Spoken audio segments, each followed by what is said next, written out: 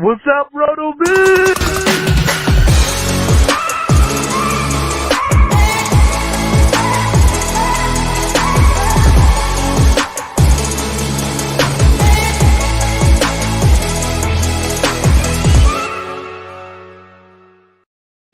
To the RotoViz Fantasy Football Podcast. We are absolutely pumped up tonight because we are going to be drafting in a main event draft, Curtis. For the listeners out there, know that we are only doing one draft this time, which should make it a little bit easier to follow along with. Oh, are you talking about Curtis? Are you talking about our craziness on Underdog the other night? Absolutely. I'm doing great, man. Doing great. We're in the 10 p.m. Eastern Standard Time FFPC Main Event. We're drafting from the 103. It's going to kick off here in about 2 minutes. I like that we can make a pick right here at the top and then get into our draft strategy. And it seems like when we've drafted together, we've been stuck kind of in the middle of the first round or at the end. So we're going to end up with a different access to different players, I think, in this draft, in particular through the first 5 or 6 rounds. It's pretty exciting, especially with the tight end premium element that you get in FFPC. And, you know, Dave, if it goes well, we might just have to do another one in a couple of days. So this is going to be great. For those of you that aren't familiar with the FFPC main event, it is the premier redraft fantasy football championship in the industry. There's a $1 million grand prize to the winner this year.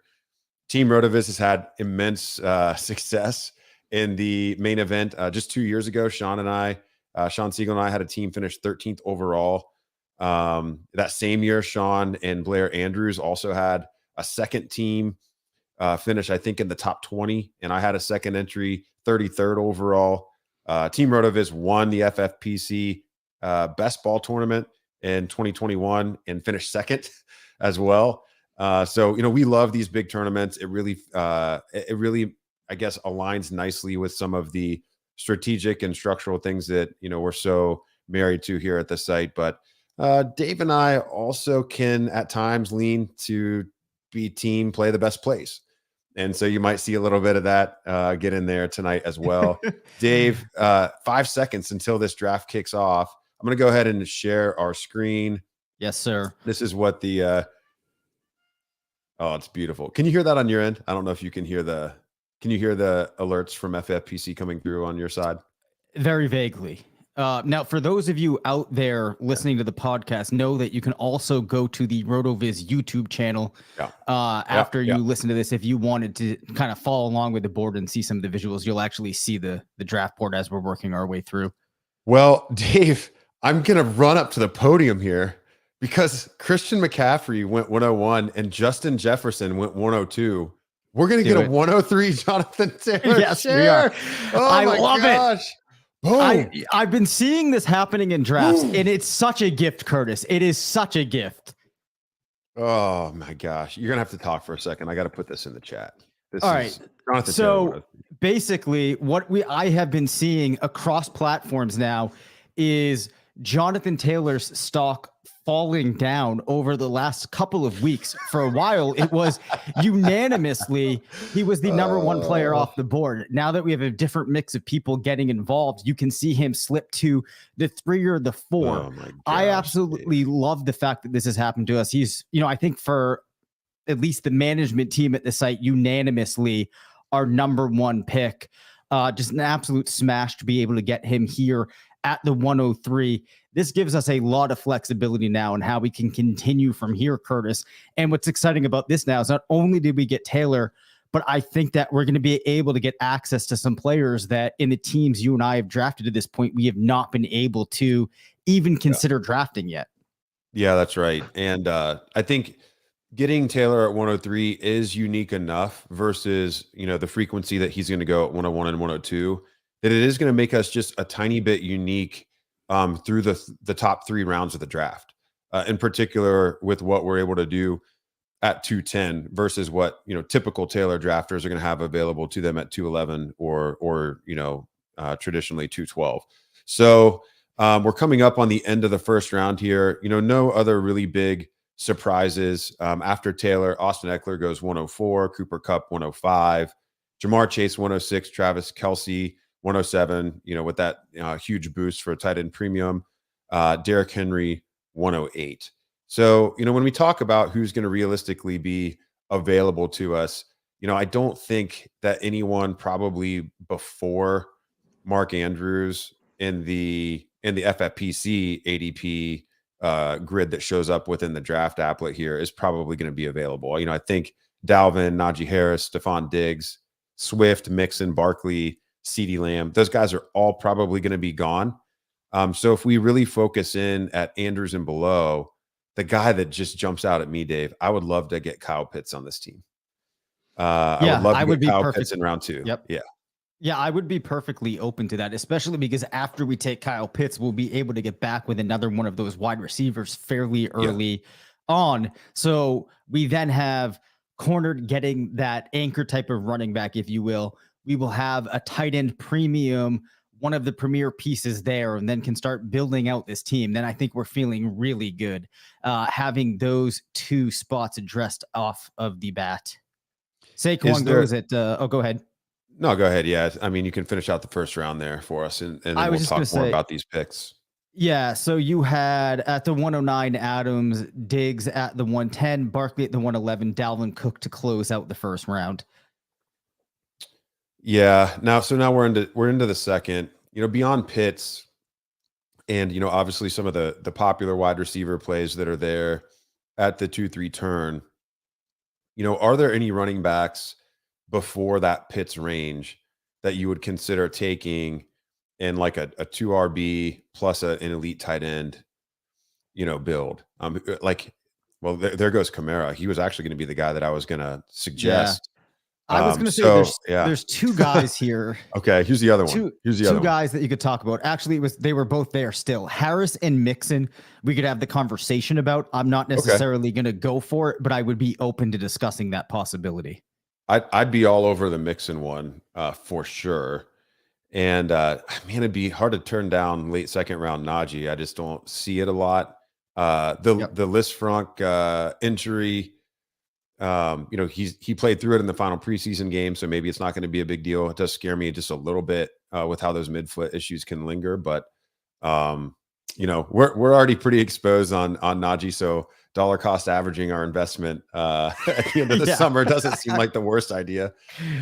Okay, so DeAndre Swift goes 202. A little bit of a run on the running backs here at the 1-2 turn for those managers. The Saquon owner stacks with Swift, and the Dalvin Cook owner stacks with Alvin Kamara. Yes. So as I start to look at this, there's definitely a couple of avenues we can go here.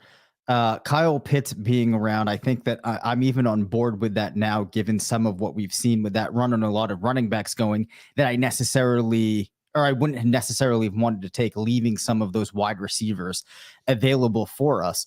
So I'm actually popping into the FFPC Redraft Command Center tool on the site that we have right now that will track right along with your draft while it's in progress. And one of the cool things that we'll be able to do, Curtis, is keep tabs on players and the likelihood based upon FFPC drafts that have already occurred, the likelihood that these players will be around at our upcoming picks. So for example, right now, I can tell you that we have about a 13% chance of Kyle Pitts being available. So we might have to sweat this out. That's not factoring in the universe positivity bump that the squad is getting for having us at the helm here in the driver's seat. So, we've now seen Mark Andrews go at 205, Javonte Williams at 204. So we are going to sweat this for 4 more picks. I've got 5 players in the queue, Dave. Yep. I've got so we're going to get one of them. And I've got Kyle Pitts, Joe Mixon, and Najee Harris. I mean, geez, there's a pretty good chance we're going to get one of those 3 players. I agree. And if we were to miss, I've got Tyreek, Michael Pittman, AJ Brown in there. I don't think that we would need to go second round on Pittman or Brown, but if this went the worst possible direction, then, I think Tyreek would potentially be the pick. There goes Najee Harris. Yep. Where are you? Because we really haven't shared this type of draft slot together. Where are you personally on Tyreek versus like Deebo Samuel? And then what type of break is there for you between Mixon and Harris down to like Leonard Fournette? Okay. I will answer the first part of that. Pretty substantial drop off between Fournette and those other players that we mentioned there, Harris and Mixon. I think the overall interest that I have is that there's a huge gap there. Now, the other question was about Tyreek. I view Tyreek as a very attractive target in round 2. I feel pretty solid about his outlook. So for me, I actually put Tyreek above Deebo Samuel and some of the other players. I almost have Tyreek in this little tier of his own, maybe with a handful of other guys that could get in there. But I view him as being closer to CeeDee Lamb, if you will, than like T. Higgins, who comes, a couple picks later. Yeah, me too. And we have some big time T. Higgins fans at the site. And it's not that you and I aren't big T. Higgins fans, but I still just view Jamar Chase as being above. I know that their productivity in games where they were both fully healthy was pretty similar. And that some of Chase's biggest games came when, Higgins either, wasn't at full strength or fully available. Man, Pitts does go in front of us, that jerk. Okay, I've got the draft. I've got the draft board up right now. Oh, and Mixon just went, and Harris. So okay, so we're going to be going wide receiver unless, so really it's Deebo, it's Michael Pittman, it's Tyreek Hill and AJ Brown. So those are the 4 wide receivers. And then if you wanted to go running back heavy, of course we could go Lenny Fournette here. I'm not necessarily inclined to do that. Right. Though if he did stay healthy, that would be quite the hammer at the top of draft. So are we taking Tyreek here? It sounds like that's where our alignment was. Yeah, for sure. Okay, let's lock it in. And I'll switch back over to the draft board for those of you watching. That is way more interesting to keep track of here. So from the 103, Dave and I start Jonathan Taylor and Tyreek Hill. 2 of our absolute favorite players in fantasy for 2022. I think another thing that kind of boosts Tyreek maybe early in the season too is all of this new uncertainty about Jalen Waddle's availability for week 1. He's had this mysterious soft tissue injury. I haven't been on the Twitter sphere for like the last 3 hours because of a work event, but at least, yesterday and today, it's now like, okay, well, what is this injury? Is his week 1 status in doubt? Or is the team going to baby him and bring him along? So I don't know if you've read anything else, but that does, if he were to miss any amount of time, Tyreek would just be uber elite, I think. Certainly. Well, I can tell you that Waddle is my most exposed player across all platforms right now.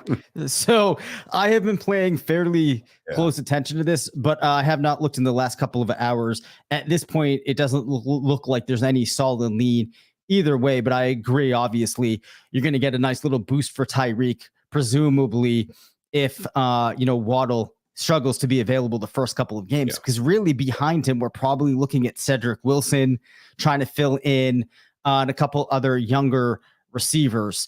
The other thing, Curtis, that we didn't actually get to talk about, but I touched upon it last night, was now there's a ton of runway for Edmonds and Mostert. We got Edmonds in a couple of drafts that we did earlier on. I think that Mostert's probably a guy we'll be targeting later. See how much he moves up in this draft.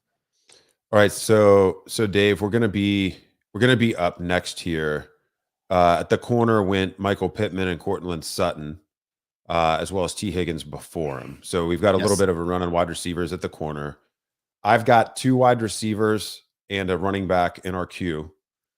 We've got AJ Brown, Deebo Samuel, and Leonard Fournette. Most of our team has been more on Brandon Ayuk at cost than Deebo. Third round Deebo sounds pretty appealing to me. But honestly, I could get on board with any of these 3 players. Do you have a lean here? I actually might lean towards Deebo. I've been a little bit more down on Brown than Travis Etienne. Travis Etienne goes 3-2. So we've got our pick of these 3 players, Dave. Wow. I got to be honest. I'm thinking Debo. Now, let me ask you this question. Well, we can pick, or if as long as you're good with Debo, I can ask you this question after. Yeah, I'm thinking through it. I think I do like Debo better than AJ Brown here. I'm admittedly tempted on Fournette just because we really would not have to come back to running back for the longest time, but it's going to push us off of really the optimal picks through the middle of the draft if we do that. So I think we take the discount on Debo. Yep. And we just got an electric home run hitting squad here. Yes. Let's go back to the draft board. We are going to have Jonathan Taylor, Tyreek Hill, and Debo Samuel. Man, am I glowing?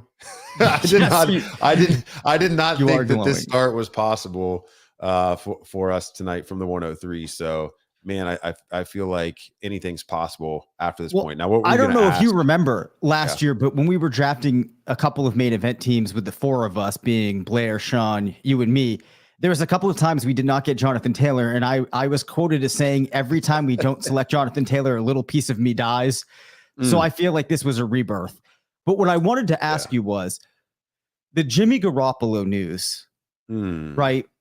Remaining in San Francisco, do you view that as something that boosts the prospects for Debo just a little bit more now? Because we have that insurance that if anything happens where Trey Lance is just not able to work out with Debo, does not make it as a passer, they could turn back to Garoppolo? Or is that the type of thing you don't think we should factor into our evaluations at this point?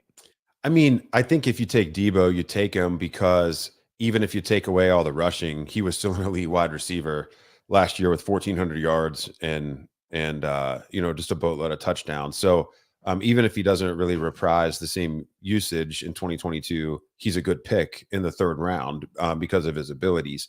It is pretty nice to know that if Lance really isn't clicking and the team isn't taking a step forward dynamically on offense that was envisioned by the top brass in San Francisco, that Debo could just kind of get that same game manager dump off work from Jimmy Garoppolo and rack up all the yak again. So yeah, I think it's interesting. It might worry me a little bit more from a Brandon Ayuk perspective than from a Debo or George Kittle perspective, but that might be like a little bit too galaxy brained. But I see the point in bringing it up. Yeah, certainly. So we've seen now Jalen Waddle go as well as AJ Brown. From a perspective of looking at players in that tier that they are in, do you think that it's Mike Evans, Keenan Allen, maybe Mike Williams in there? Is that kind of what we're left looking at for wide receiver in that grouping, or any other names you would introduce? Okay. Sorry, I was interacting with the chat there a little bit. So you're asking at the 4-5 turn who we're looking at? Mm-hmm. Not that those players are probably going to be there, but nonetheless, just to kind of get your thoughts here.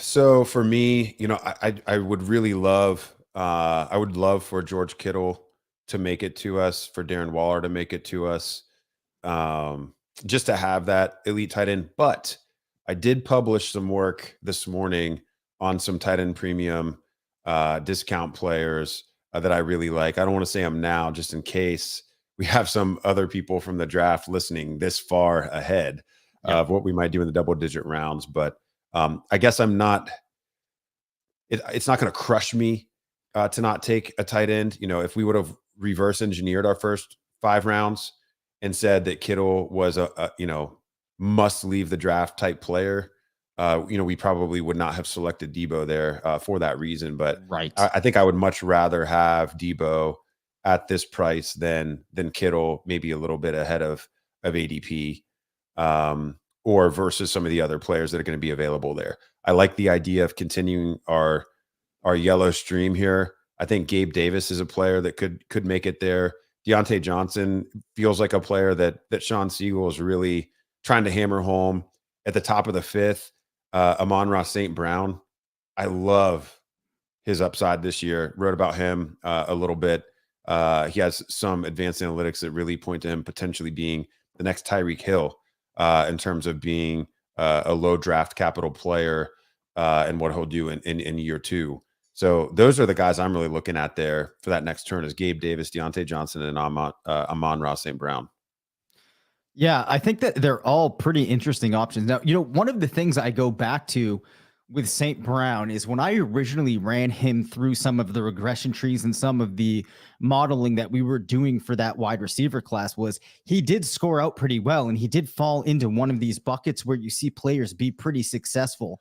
So my thought kind of on him is if this year we start to see him early on establishing himself, as being able to carry forward that momentum he had last year, then he's probably going to be a player in this league that fantasy managers are going to be very keen to get for a number of years to come. And I have been warming up to the idea of getting him on some of these teams because I agree there is some upside. You might not want to break it all down, but maybe just give us one nugget here on one of the real compelling pieces of information that you dug up on him. Yeah, sure. I'm going to stop my screen share there so I can just thumb through our article since we have a minute. Yep. For one, the connection that he had with Jared Goff at the end of 2021, obviously helped to win leagues. He was fantasy wide receiver 2 over the course of the last handful of weeks of the season. And the team, they draft Jameson Williams to come in. He's not going to be available to help at the beginning of the season. And while DJ Chark is a nice addition, he's not competing for the same types of targets as Amon-Ra St. Brown. What I was able to find from a couple of our tools regarding his advanced stats, St. Brown was 4th in routes per target during his breakout. He was tied for 4th in yards per route run throughout his breakout, 16th in yards after contact per reception. And he also dropped 0 balls over that time frame. So, this wasn't just like purely volume driven. His per route efficiency and his volume efficiency in terms of the opportunity efficiency, both of those things were in alignment. So to me, this is very repeatable. This speaks of a player who earned those reps and then also made good on the productivity on each rep. Man, it's just really crazy. You think about weeks 13 through 18 last season, only Cooper Kupp scored more fantasy points as a wide receiver than St. Brown. So for me, I think he would make an incredible wide receiver 4 on the squad if we were able to get Gabe Davis or Deontay Johnson at the tail end of the 4th. Let's drop back in on the draft board and see if any of these players have gone and broken our hearts, though. Certainly one of them has. Yeah. So Gabe Davis is Gabe Davis is gone. Now I think Deontay Johnson, the shoulder, getting his shoulder a little roughed up in the final preseason game. While there's not any real negative prognosis on his availability for week 1, I think people the speculation of a potential injury or missed time has driven him down. Seems like almost like a half round in the past couple of days. Yes. As well as people, appreciating or finally deciding to appreciate, the potential upheaval at quarterback that will occur sometime mid-season for the Steelers. But again, and I think Sean illustrated this really well in his article today. Roethlisberger stunk. So, whether it's Trubisky, whether it's Kenny Pickett, it doesn't really matter. Either one of those guys is an upgrade for Deontay, and Deontay already has, elite volume and elite production. But if he could get a little bit extra efficiency based off of the quality of targets, accuracy of targets that he's seeing, could really unlock some additional upside. And, Sean really speculating that, maybe there's Devontae Adams type production in his future, which, obviously makes him a pretty appealing pick at the end of the 4th here. Let's go back to our queue. I want to see who else you think deserves to be in there besides Deontay and Amon-Ra St. Brown, because we're going to need a couple other names in there. Yeah, sure. So I definitely think I agree with both of the players that you mentioned. Terry McLaurin, I don't feel quite as excited about him as those other guys, but I do think that he finds his way in there. We could have the conversation about whether or not we want to get somebody like Dalton Schultz in at tight end, because we don't want to ignore that. Obviously, we have to have Hollywood Brown get into that queue. I'd also offer up Juju Smith-Schuster. Yeah, of course you would. Of course I would. And then, after those players who I think we're going to be able to at least get one of these guys right. Chris Godwin, I like that. Does Jerry Jeudy? I don't feel like we have not talked about Jerry Jeudy very much in the last couple of months. I probably don't have him quite as high on my list, or I'm not as excited about him as those other players. So, I'm not super inclined to go after him, but he probably merits at least getting into the queue. Yeah, I mean, I put him in there. He really deserves as much attention probably as Cortland Sutton, and he's the cheaper option. But we just haven't seen it from Jeudy for a prolonged period, and we're now entering year 3. If he's going to do it, it's nice to have Russ Wilson throwing you the ball. But I feel more comfortable with Deontay switching quarterbacks than counting on Jeudy to break out for the first time. And the same will hold true for Sorry, not to cut you off, but I was just looking at his range of outcomes is disgusting. There are a lot of matches below 10 points. Now, of course, that tool doesn't realize we have the change at quarterback. But Cortland Sutton, who was playing, in a similar situation with the same group of passers, you look at him, it's a much more favorable range of outcomes. So not to cut you off there, but I mean, I think the point is well taken that Jerry Jeudy, if you look historically at this point, you're really just focusing all on speculation that you get this radical change with Wilson coming in. So we're on the clock now. Jeudy actually goes 2 picks before us, so we dodge having to even have the conversation. Unfortunately, St. Brown goes 1 spot before us, so the dreams of stacking him up, with Deontay here are not going to come to pass. I think we take Deontay here at 410. Yes, sir. And then we reboot for round 5. You good with that?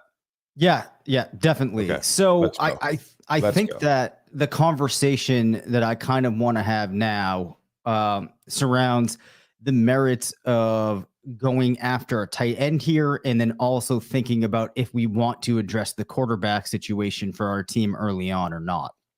Well, I think to get into that, we need to start thinking about what might be available to us in round 6 and 7. Do you want to pull up the Command Center tool and talk to me about a player like Alan Lazard being there at that point for our wide receiver 4? So 2 picks from now, we have a 55% chance of Lazard being there. Oh gosh, his ADP is really on the rise. So we're going to have a less than 10% chance of him making it to the 610. Yeah. Yes, he's got an ADP right now of 71 overall, positional ADP of wide receiver 34. That's 611. Yes. So I mean, by ADP, with standard deviation, he could go much earlier, but by ADP, he would be available to us. He would actually be the next pick after our next pick. Yes. So if there's a chance of Lazard, what about Thielen at that point? Yep. So Thielen, we have a 38% chance. He's actually going about 3 picks ahead of Lazard currently as the wide receiver 33. Okay. If we feel good about one of those 2 players being there, I think I'd be okay, maybe leaning towards Schultz here. Even Breece Hall, if Breece Hall was here at the 503, man, I think that's a home run. I know that it won't be there early in the season for him potentially, but if we wanted to go Breece rather than the tight end, I just think Breece has asymmetric upside among the players that are left versus some of the RB2s that we'll target a little bit later. But we don't have to dig in there now if that's not your comfort spot. Yeah, I mean, I could have you try to talk me into Breece. Well, we don't have that much time, man. We got like 90 seconds. I don't feel a huge vote of confidence there, and I want us to be in alignment in particular this early in the draft. I'm going to pull Breece out of the queue. I'll tell you why. Part of the reason I don't want to do it is I like this start that we have so much already that I don't want to introduce the element of Breece in there. were I less inclined to feel like we had such a good base going, I might take the chance on hoping that he really hits and then kind of propels this team in a direction that I was not expecting. So Schultz goes there. Yep. Schultz goes there. We're going to be on the clock next. We're really looking at, we're looking at wide receivers here. Yes. So let's keep the stream going. So it's right. for me, I think the four that you consider here: McLaurin, Hollywood, Juju, and Godwin. Yes. McLaurin, I think it's debatable whether he'll be the wide receiver one for Washington by the end of the season. With Dotson being there and them having a lot of similar skills. Hollywood, I think the intriguing thing with Hollywood is the connection with Kyler and rekindling that. And with Kyler being one of the best deep ball passers in the NFL already, and Hollywood, that being his calling card, it feels exciting to me. Could Hollywood take that next step forward and be a 1,300 or 1,400 yard receiver instead of a 1,000 to 1,100 yard receiver? Juju, equally interesting.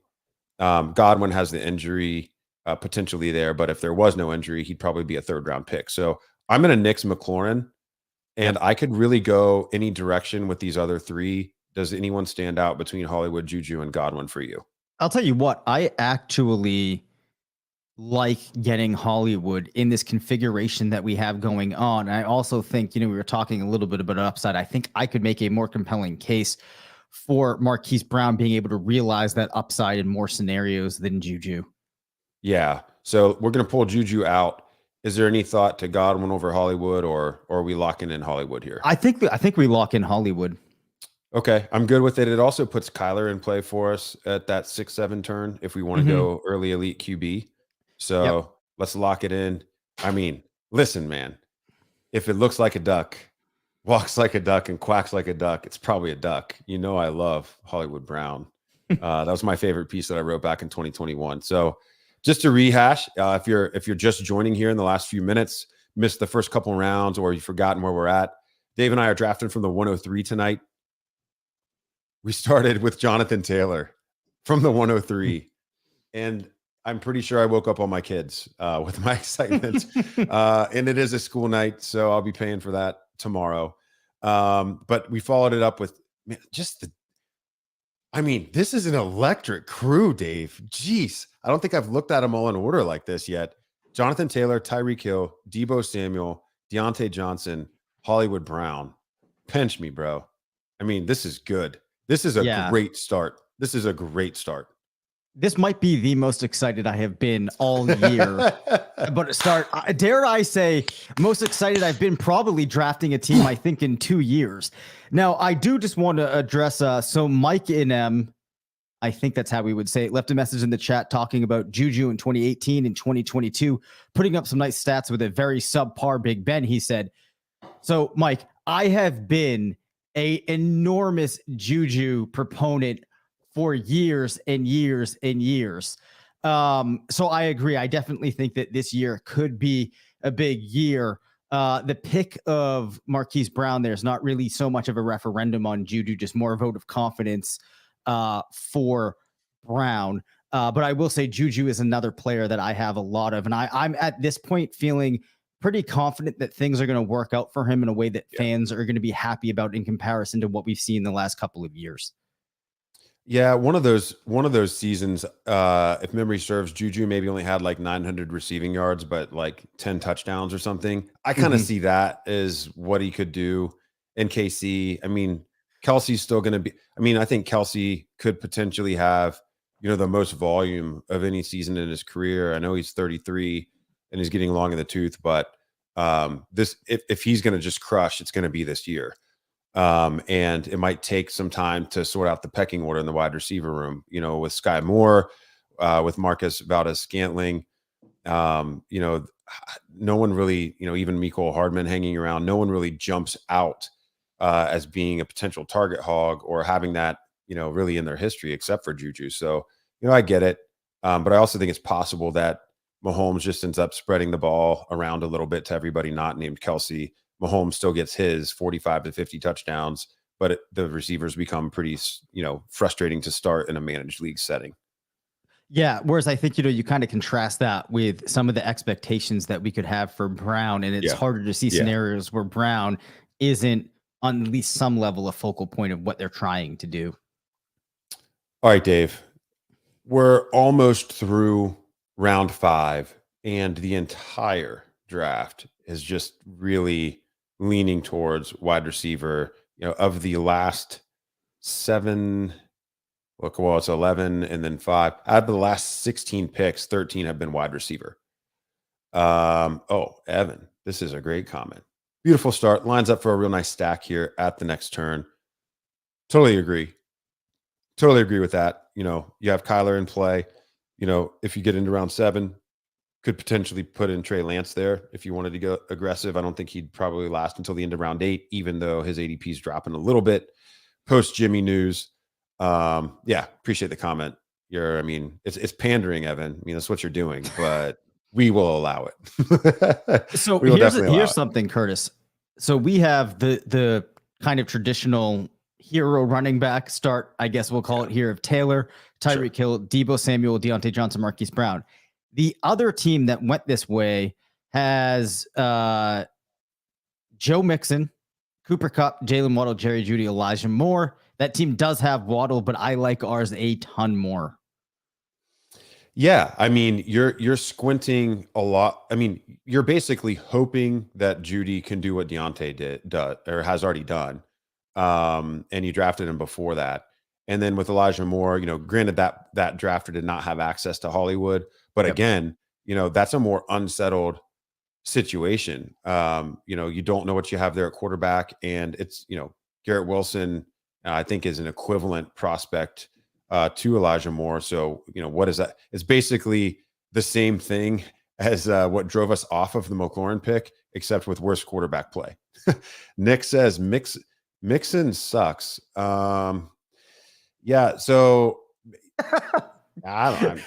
On what criteria, man? You got to back that up a little bit more. From a fantasy perspective, Mixon was pretty impressive last year, and the Bengals improved their offensive line. I appreciate that you are helping us to dismantle our opponents in this draft with derogatory comments about their players. So from that perspective, I totally agree. Mixon does suck. So, I feel like there's been a couple of times when we've been drafting, especially when we had teams with Sean, where people threw out the name Mixon as an intriguing option. He has historically not liked Joe Mixon at all. But I will say that if you look at Joe Mixon's last 2 years and you pull that forward, moving into this year, he still looks like a top 7 back. I have a ton of Mixon. This year. I like him a lot. Yeah. Yes. Oh, we got a question here for us. Mike and M, just prolific question writer. Are you seeing Kupp fade a few spots the last few days? I've noticed it. I don't know if he's necessarily fading across the board the last couple of days, but you do see him drop maybe into that 1.5 range more often than he did back in June. Earlier in the season, he was on lock as the 1.3, and then it became a little bit in vogue to take Justin Jefferson above him, and then you started seeing people drift into Eckler above him, or the Derrick Henry fanboys taking Henry above him as well. So there's enough other players getting that mid-round consideration that we've noticed that. So Dave, bringing us back to our plans, we're 4 picks away. If we were gonna go tight end here, the play is TJ Hawkinson by ADP. We have, from a running back perspective, I'm just not tempted on Cam Akers. Not at all. Just not. And with, Dobbins gets pretty interesting, but, with lack of certainty around him maybe going on the pup, it's certainly a lot riskier than it was a couple of days ago. Lazard and Thielen are both there. Now we'd be filling out our bench, but we know how important it is to get the receivers before they're gone. Kyler Murray's also here to stack with Hollywood. And Jalen Hurts, I think, is probably worth throwing in there. So, okay, we've got our queue with Lazard, Thielen, Hawkinson, Dobbins, Kyler, and Jalen Hurts. What are you thinking for this 6-7 turn? What would please you? I think that we could hold off on going with Hawkinson here. I think that there's other players like Dawson Knox. Maybe I don't think Dallas Goedert is gone, and I think we could have access to him in a little bit. So I think we can leave him off of consideration here. I'm kind of looking at Lazard to try to get some more upside in here, and if not him, then probably Kyler Murray. There goes Dobbins. So that was the one that I was worried we'd have to debate. So there goes Hawkinson. That was the other one I was worried about debating. So this feels pretty, clean at this point. Lazard is maybe I'm over 400 drafts in now this year, Dave. Yeah. And Lazard might be my highest owned player across all formats. So this is very on brand. I think we take him here. It aligns with our buys and what we're trying to do there. We don't have any other week 14 buys at wide receiver. And then, let's see if we get one of these elite quarterbacks in round 7. Sure. That works for me, because even if we don't get that stack, I don't think the stack here is quite as important as it is when we're building those best ball rosters. We're still going to have Jalen Hurts. If we don't get him, there's still guys I'm interested in, like Dak Prescott. Tom Brady's probably going to be around, Matthew Stafford, other passers, and we could always fill in with that, Kirk Cousins play that I've been a major fan of for years, and I'm going to go back to the well on again this year. Yeah. Oh, and Aaron Rodgers. Maybe we stack Lazard with Rodgers. I feel like we've already done that on a couple of teams. So we've done that a lot. Yeah. I'm going to put him. I'm going to put Rodgers in the queue. I mean, that's way down the road from a draft perspective. So that's cool. If we want to be patient there. The other thing that I want to come back to instead of a quarterback is just if there's any running backs that we feel we want to reach on, we're going to be waiting until 8-10 to draft again. And, at 8-9, we're probably going to end up taking 2 running backs, I think. But we could end up tempted on tight end. We could end up tempted on tight end there if we go quarterback here. So, just kind of thinking about all of that, what backs does the FFPC Command Center think will be, 50% available to us at 8-10? Yep. So I was just in the process of refreshing. At 8-10, it's looking like the players that will be available are going to be, you're looking more at guys like Singletary, Gibson, Harris, Cook, Walker. Okay. So Henderson will be there. To me, that matters. I like those guys, but man, I kind of think, Josh Jacobs, I know is like way out of style, but he feels like a really good value in the 7th. I agree here. So I would be kind of tempted there. And if we think we're not going to have access to Kareem Hunt or Rashad Penny, those were really, especially Penny was a guy that I was pretty interested in getting. But if we're not certain he'll be there at the end of the 8th round, I might be a little bit more inclined to go Jacobs here. For me, I think it would be Josh Jacobs or Jalen Hurts for these 2 picks. Yeah, I think that I'm on board with that. I've found myself a little bit more interested in Josh Jacobs than other drafters. Now, obviously, among the players that are slated in as their main running back, he's not one of the most exciting options, but that's still what you're getting. I don't see him being entirely phased out. Sure, you have Zamir White there. It looks like there's a role for Amir Abdullah, but I'm still expecting us to see enough runway for Josh Jacobs across the season that he makes sense in round 7. Cam Akers, Evan says in the chat, seems like a smash. He doesn't seem like a smash here to me. Dave, I was just joking about Josh Jacobs. I do like him, but we're taking Jalen Hurts. He's gonna be a winner. Excellent. Excellent. I wanted to have some interesting back and forth here. I mean, for me, the decision. I like that pick better for the record. In fact, I'm gonna. We love Jalen Hurts on this podcast. Yeah. I mean, the decision criteria here at this juncture of the draft, after we've smashed it to this degree, we're looking to land that haymaker, man. And, I do think Josh Jacobs has fallen too far in drafts. And Evan may even be right. Evan dropped the comment in the chat, Akers seems like a smash here. Akers has really fallen down the last couple of days as people have gotten wise to the fact that the Rams, for the first time in McVay's tenure, probably will run a committee by design and rather than by necessity. And either one of those backs, they just don't profile as league winners at this point. Akers doesn't look as dynamic. Jalen Hurts could be a league winner. Jalen Hurts could be a league winner. I took a lot of flack last summer when I was saying that Cam Akers was not going to have like a 65% share and he wasn't going to be entirely in control of the offense. And I think that's what we're seeing bearing out. Yet there's still some resistance to the idea that Darrell Henderson is probably a player that's going to have a lot of value, even if he's sharing the field with Akers. So where you're getting Henderson in drafts, I've been going after him a lot. Akers, there's a lot of things at this point where certainly he could smash, but they give me enough pause that I'm going to rather pivot off of him and go with some of the other backs or just avoid going after him in this spot entirely. Yeah. Henderson last year was a huge play for both of us, and he did really pay off until the injuries caught up with him. So, he showed that he has what it takes in that offense. And I think if the Rams can, design a way to get the best out of both he and Akers, that's probably optimal for their offense, even though it's not optimal from a fantasy perspective. If you like, your bell cows early.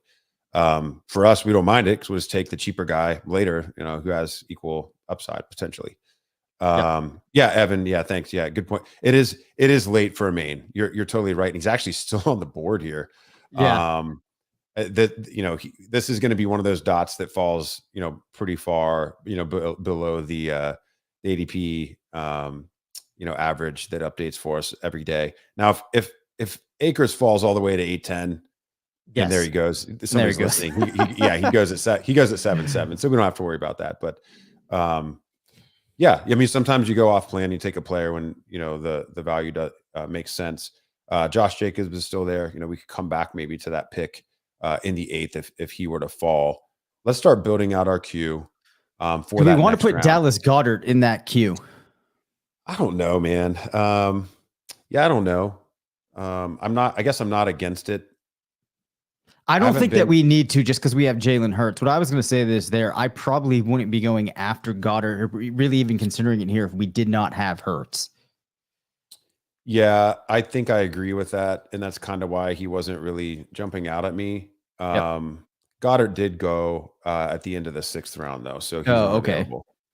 So if we want to look at tight end, by ADP, it's Zach Ertz, Dawson Knox, Cole Kmet. Kmet's the guy that I kind of have circled. Yep. We'd probably need to take him at this next turn in order to be assured of getting him. I also don't mind Pat Freiermuth there either. And we're probably going to take 3 tight ends since we waited. And I think I've got a lot of guys that I'm pretty excited about. So I'm not too worried. I don't feel like Knox has the volume upside in an offense where we think Gabe Davis and Stephon Diggs are going to be big time players. And there's a lot of excitement about Isaiah McKenzie. And we know how much volume went Cole Beasley's way in that slot role there. I think Dawson is still going to get the most out of his week to week production when he's scoring touchdowns, where some of these other guys that we're talking about have chances to be potentially the number 2 or number 3 target getters on their team when we're talking about Kmet or Freiermuth. So let me ask you a question about Kmet. It looks like Chicago is going to have some issues with the offensive line play that could adversely impact Justin Fields. Now, Kmet, we have both liked. Does this give you any pause? I'm not saying it gives me pause, but this is something I've seen floated around. No, man. If anything, I mean, if Fields is forced to roll out more often, Kmet's going to be running shorter routes and be able to drag into Fields' line of sight. And then also, I'd expect the team to, one of the ways that you would solve for that pass rush is either to roll Fields out by design or to just, call quick, passes that dictate, 3-step drop or first or second read on short routes. And Kmet would also, benefit from that. I don't think there's any doubt that he's going to be number 2 in this team, on the Bears team in targets. And no question. A tight end premium league, that's just invaluable. And again, he was a big time prospect. He's a great athlete, and he fits this team, man. I mean, this team: Jonathan Taylor, Tyreek Hill, Deebo Samuel, Deontay Johnson, Marquis Brown, Alan Lazard. I mean, Lazard he's a size speed freak in his own right. And then you get Jalen Hurts. I mean, this is a team of freaking athletes, man. And so I just want to keep that going. We're going to have the highlight players that, they're not just fun to watch in the box score, like they're actually fun to watch. Yep. That's what's so exciting about this team. So, we'll have to see who's available here when it gets back to us at 8:10. We've got Josh Jacobs still sitting there for us. I'm going to pull Rodgers down. We probably will not end up drafting him after going early on Hurts, but let's leave him in there. You never know. Yep. So Josh Jacobs, where are you on CEH, man? You think he's going to be the true committee lead in this Kansas City situation? Because if he is, he's pretty intriguing here. Yeah, no, I've been more interested in CEH than ADP across the entire summer. I think that the developments that we've seen now still have him in that range for me. When you look at the way that things are going, and though it's a somewhat murky situation, I think the one player that you have to point to now as having the best chance of controlling things there is CEH, given the draft capital. Though he hasn't been wildly successful, maybe didn't live up to being a first-round pick, he still has been somewhat productive for him across the years. There's some familiarity with him. Do I think that very lowly was Isaiah even drafted, or was it round 7? Pacheco? The fact that we're even having that discussion, I think, is enough of what we need to know. I've heard people talk in the past about, players that can get involved in pass protection. That generally doesn't take away from another player's fantasy points. They're getting involved in the situations that aren't going to take them away. So with where CH is going, I think that the chances of him returning on it, that's going to be pretty easy for him to do. And you do have some upside there, getting more involved in the passing game. Yeah, Pacheco was a 7th round pick. Yep. McKinnon, I think, is a clear. So, I think McKinnon's the clear number 2 right now in their minds. But Agreed. I think basically every back that's ever gotten a chance in this Reed offense in the Mahomes era has been productive they've been streamable in fantasy, like every single one of them. Yep. And so, the thing is if CH stays healthy and stays above him, above the rest of the field, if he just gets 55% of the touches, that's super valuable in this Kansas City offense. We talked about, maybe the lack of certainty around target distribution. I think it was Scott Barrett, friend of the show, obviously, in big time fantasy star, that was talking earlier this offseason about how Andy Reid backs that eventually make it in the receiving game, take a few years to really get cemented. And, I guess I kind of buy that. It's a pretty unique offense. And before you're really going to, get all of those reads and see the defense the way that the quarterback sees it, the way that Andy Reid sees it, to consolidate all of those touches, it makes sense that it would take some time. Now CH goes there at the 8-7, so we don't have to talk about it anymore. We're 3 picks away. Let's go back to our queue. Man, Josh Jacobs is there. You realize Cole Kmet's going to get picked here, and we're going to be so upset. Yeah, that's actually a pretty good point. So what would break your heart more? To not get Kmet at 903, or to leave Josh Jacobs there for some other drafter and not get him at 903? Because we sat here, we're talking about potentially getting him 2 rounds after we already thought he was a value. I know it doesn't make easy, intuitive, or logical sense, but I think I'd be more upset if we lose Kmet. Yeah. That said, though, if Jacobs is there, I think he's probably the play. Yeah, I think we got to take Jacobs. We do. This is one where Sky Moore goes. This is one where we don't even have to necessarily love this, but all the chatter has been, around Zamir White and Amir Abdullah, cutting into the receiving work with Jacobs. Well, even if Jacobs loses the receiving work, isn't he basically just discount Nick Chubb? Like he's still probably going to get 200 carries and be a threat for 10 touchdowns in an awesome offense. But what happens if he actually keeps the receiving work? And it's not like he's going to lose all of the receiving work. No, but he's still going to catch some passes. What if he actually just excels in McDaniel's screen game and just crushes? I think this is a hammer pick. It is, yeah. Do it. We're probably going to get crushed by the rest of the team, RotoViz, on this one, but we're taking him. This is a value, man. Tell me what Josh Jacobs' ADP is right now. We just got him at 810, bro. So Josh Jacobs, he has an ADP of 74.5. We got him at 94. Yes. Huge. We got him at 94. Okay. Yeah. This is an unfair call. Rocky 4, man. Throw in the towel. This is nuts. This start is nuts. You guys watching this stream right now, you guys are watching history.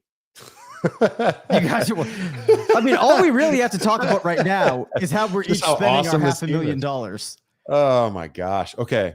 So, Dave. So, we've got 5 stud receivers. Yeah, man. We've got 5 stud receivers. We've got a couple backs that we can start that we know are going to have volume.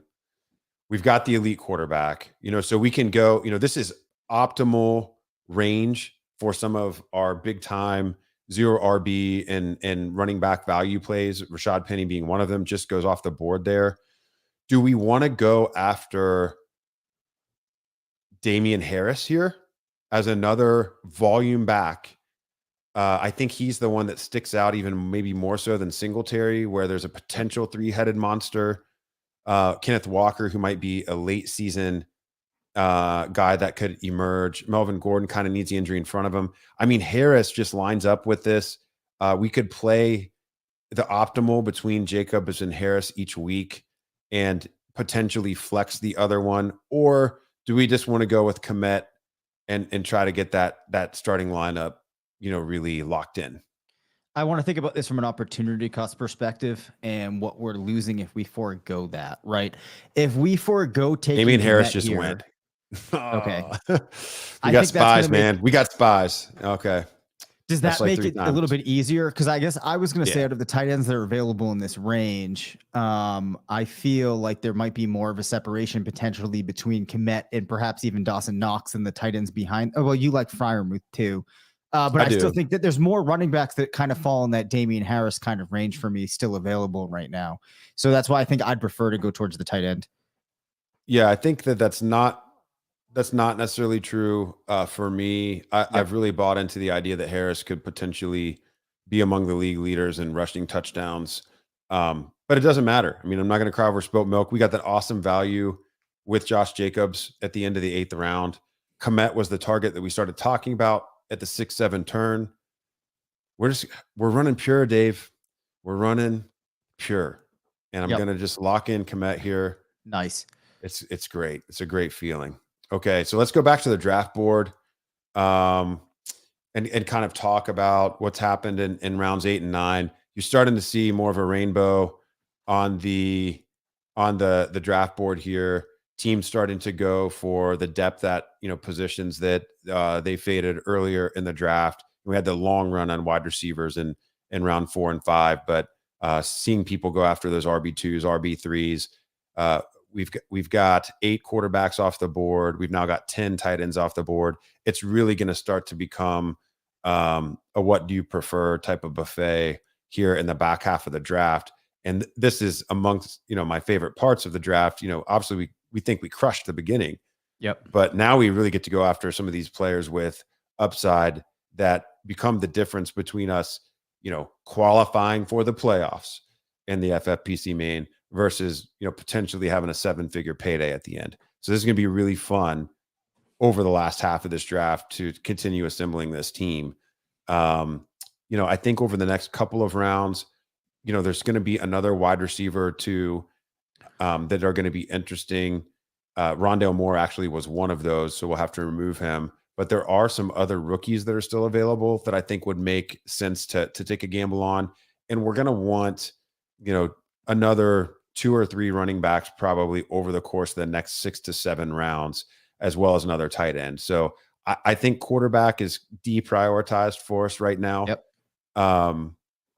It's debatable whether we'll take a second one. I mean, we might, with this being a 20-round event, but we do have to remember versus the best ball, the muscle memory is that we don't need kicker and defense, but we may want to do that. And I see that I surprised you as I said that. So I've done some hundreds and hundreds of best ball drafts. We don't, that's not natural for us at this point. Right. Because I have also done a couple of drafts just, with like friends and whatnot. And in those leagues, there also weren't kickers and defense. So I'm very out of practice. But Curtis, I hate to do this with you. I need to leave. I'll be back in 3 minutes. So you're going to have to hold down the fort. It's all good, man. So Dave's got to jump out. He's either got a baby issue or he's been holding something in for far too long. So if you want to drop some questions or comments in the chat, we'll try to get to a couple of them. It could be about the draft. It could be about your own thing. Evan continuing the conversation, just, lauding us for taking Josh Jacobs at 8-10. Jacobs going at 76 in mains over the last 2 weeks. Yeah. You can actually use the RotoViz ADP tools and hone in on any time period that you want. I think Dave was using 30 days and had the 74 ADP. So we love getting him at 94 there. Let's see here. Mike and M says the injury that Jacobs has had is more of a contract negotiation injury that will miraculously heal during game week. Could not agree more. I think Darren Waller had that same injury, Mike. Keeping up with the draft board here. So we took Cole Kmet at 903.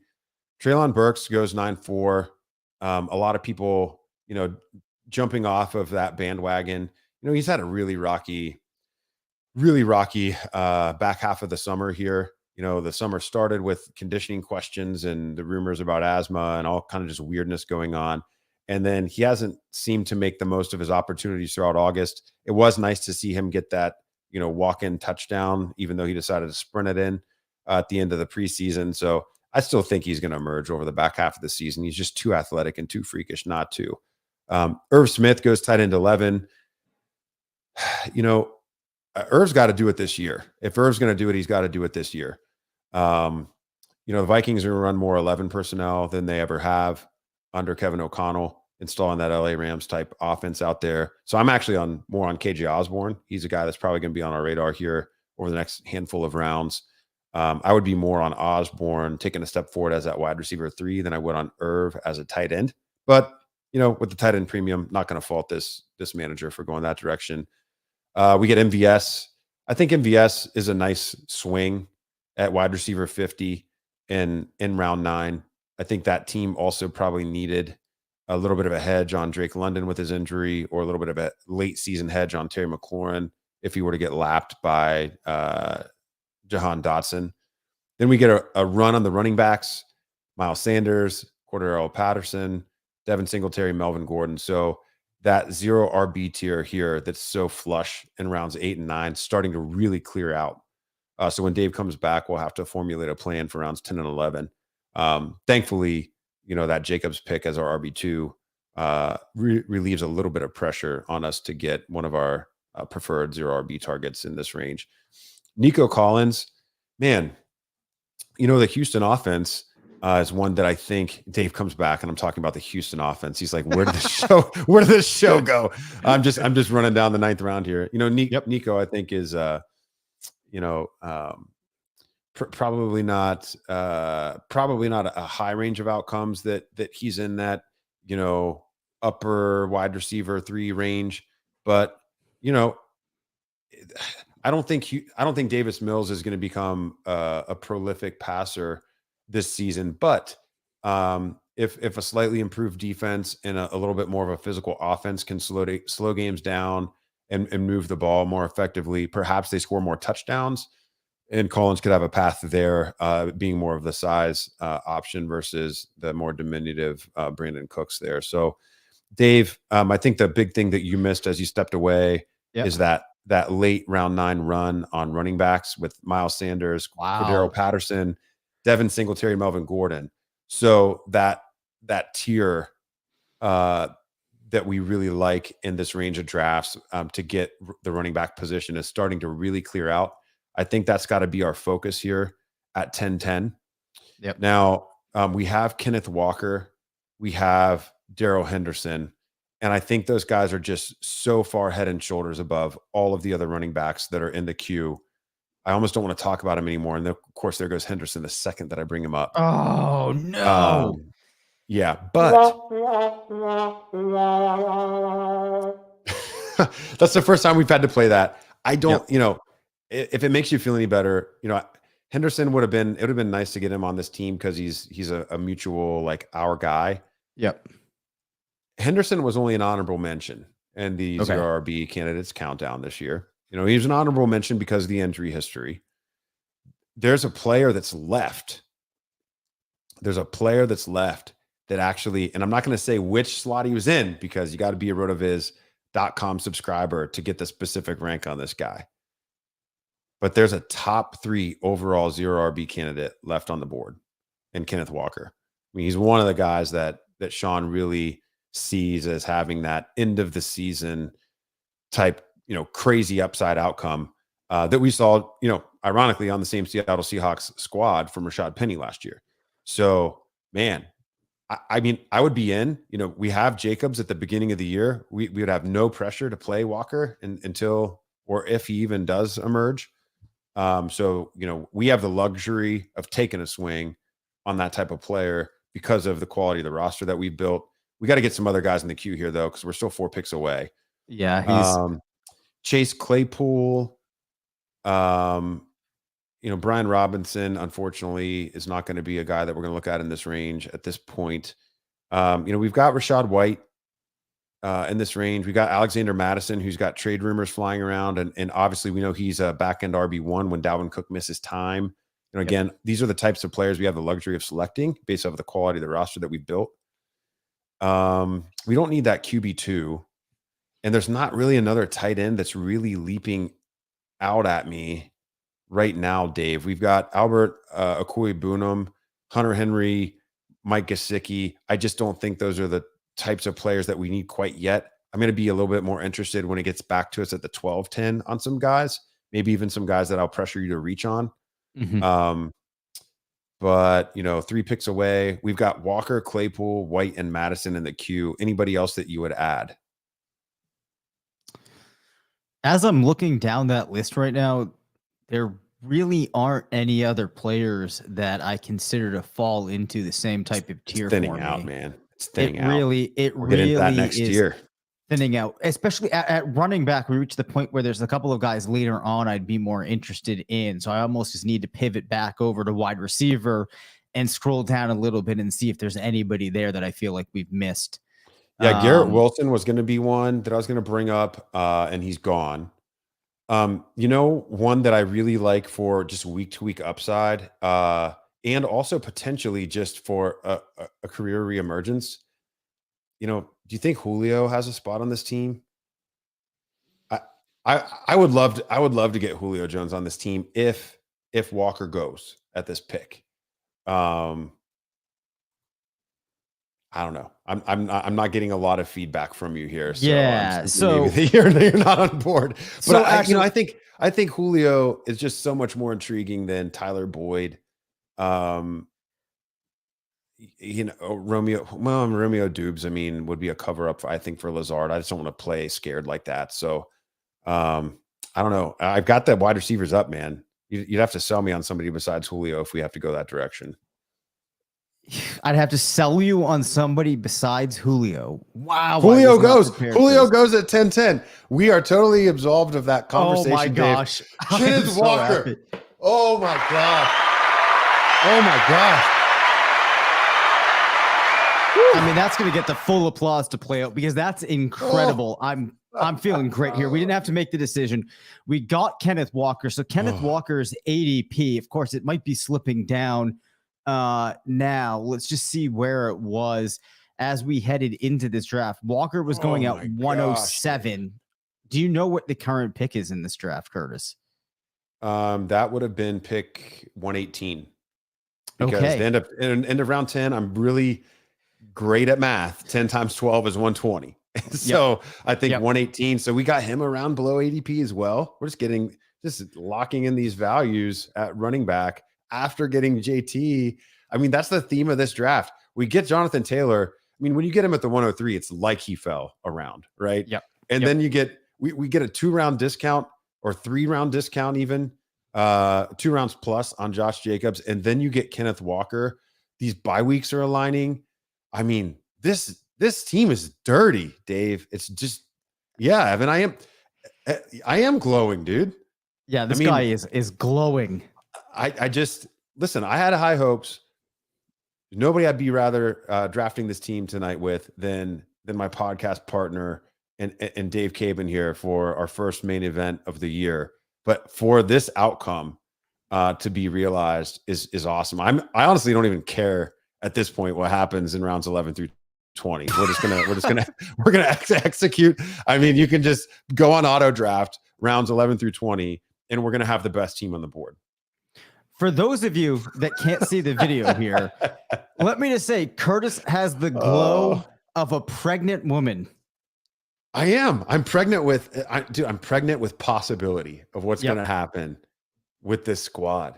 Run it down, Dave. They've heard me say it. You know, I don't know how you're going to break this podcast apart, but this feels like the beginning of a new segment. So why don't you run down what we did through the first 10 rounds? I need to actually make about 30 underdog picks here real quick before I time out. Yeah, sure. You handled that. So as Curtis alluded to, if you have somehow not managed to get this in your memory bank, we started off Jonathan Taylor with the 3rd overall pick, went Tyreek Hill, Deebo Samuel, Deontay Johnson, Marquis Brown, Alan Lazard, Jalen Hurts, Josh Jacobs, Cole Kmet, and Kenneth Walker. This is setting up extremely well to follow through with a lot of those structural approaches that we take. So we have that strong anchor at running back. We've managed to get an elite passer. We have an upside tight end that we're feeling good about. We have a couple of running backs who we like to outplay their ADP and the type of guys that we like to fill in to our running back spots after we start off with these very solid groups of wide receivers. So at this point, hold on, man. We're going to be on the clock in 30 seconds. And what do you think about adding Rachaad White to the squad? I would love that. You were talking about Leonard Fournette earlier. There was a point where Leonard Fournette looked like a pick, but I'd be so much more happy to have Rachaad White. Okay, we're on the clock. You know, we've got Rachaad White and Alexander Mattison in the queue. You know, the only real wide receiver that we were looking at earlier that I was going to try to sell you on was Julio. You know, Tyler Boyd in that Bengals offense, you know, if T. Higgins were to aggravate that shoulder, I mean, Boyd would be, you know, pretty exciting at that point. But, you know, if we're talking end of season playoff hammers, you know, Rachaad White taking over that Bucks backfield, you know, I'm willing to waste the pick here if he doesn't actually end up getting that chance. So are we in alignment there? Yeah, we are. I'm just quickly reviewing the wide receivers to see if there's anybody else. I think it's White. It's White. Okay. So what I like about this, you know, we add White to the squad. You know, we've increased our luck surface area here, right? So, you know, we're taking Kenneth Walker and Rachaad White back to back at rookie. You know, the thought here is that Josh Jacobs, even if fading, we didn't overinvest in. He can be that early season RB2. And we just, you know, we continue to put him in there until one of these guys get their chance. You know, we're now playing 2 different types of backfields. We're excited about these backs for different reasons. And now, I mean, I don't know that there's a lot of pressure on us to take, you know, back until, you know, pretty late in the draft again. Why don't we go after a tight end 2 and some additional wide receiver help here in round 12 and 13? You know, one of the guys I'm going to be interested in at that next turn is going to be Jarvis Landry, Dave. There's just no way we're not going to talk about him in a draft that we do together. I know that you're on board there with that thought. Aaron Rodgers is still going to be in our queue until we take him out. I don't know that he would be the play quite yet. You still got Tom Brady, far and away best available by ADP. So, we don't necessarily need to worry about reaching if we did want to go QB2 in this draft. Of course, Brady goes the second after I mentioned him. Going down through that running back position, Alexander Madison was in our queue earlier. We could leave him there. Another player much later that we've been hammering. I think you can see that I just added Raheem Mostert, especially with the Sony Michel cut earlier today or last evening. I'm kind of losing track of time now with all the news that's breaking. Yeah, it happened yesterday. Yeah, yesterday. I mean, Mostert is, another guy that could really be exciting. But we go back to that wide receiver position. Besides Landry, are there any players in here that excite you? We talked about Dotson maybe being a player that could overtake McLaurin as a wide receiver too. I think we can put him in there. Josh Palmer, is a number 3 option in LA, as is McKenzie, the number 3 in Buffalo. And Devontae Parker could potentially emerge as the wide receiver 1 in New England. Those are some of the guys that kind of pop top of mind. Going over to the tight end position, Gerald Everett's a guy we've been on together in recent years. David Njoku looks like a potential focal point of the Cleveland Browns offense. The guy, Dave, I'm going to whisper it because I want us to be early on him. But I don't think that we're going to have to do it probably until the 14th round. This guy is going to be the 2022 Dalton Schultz. And it's Austin Hooper. Watch it happen. Yeah, well, so we've talked about this. Austin Hooper, I think, is my most. He is my number 1. Yeah, he's my number one tight end because he is going so far down on draft boards. Not just as the tight end 1 on his team, but as a player that figures to need to be involved in his team's passing attack. And I also think, he's a perfectly competent tight end. So, we expect him to really be able to deliver on that ADP. So we definitely have some options at this point in the draft. I do think getting that backup tight end is something that I want to address, but knowing that we have a guy like Cooper out there, I don't think our hand is forced to need to go into it. Other name I might throw in at the wide receiver discussion there, and I don't think we need to go to him yet, but that we could think about a little bit later, would be KJ Osborne. Oh, I was talking about him when you stepped away. Okay. Yeah. So when we were reviewing the tight ends that had gone off the board, we saw Irv Smith Jr. go right after we took Cole Kmet. And I was talking a little bit about that Vikings offense and running more 11 personnel. I actually mentioned KJ Osborne in Neil Dutton's article, I think from yesterday, the guy behind the guy. So I like to call that article "Backups Who Could Break Out." And that's really what it is. KJ Osborne is a cool play because he was already really productive last year. He was actually wide receiver 40s going 20 some odd positional ADP spots below that this year. His snap share is going to increase without him even usurping Adam Thielen because they're just going to have 3 wide receivers on the field more often this year. But then we see that he averaged more than 12 PPR per game when Thielen was out, and that was in an offense that, although it did pass a lot, was a very vanilla passing offense. Now we're going to get some of those more complex route combinations and more explosive plays out of the Vikings offense by players other than Justin Jefferson, thanks to this new scheme coming in. So yeah, I really like Osborne because he's going to outperform ADP just based off of the snap share increase, but he could really smash ADP and be kind of a sneaky wide receiver 3, I think, for an elongated period of time if Thielen were to miss time. And of course, Thielen's missed 11 games in the last 3 seasons. So you don't really have to squint to, see that potentially happening.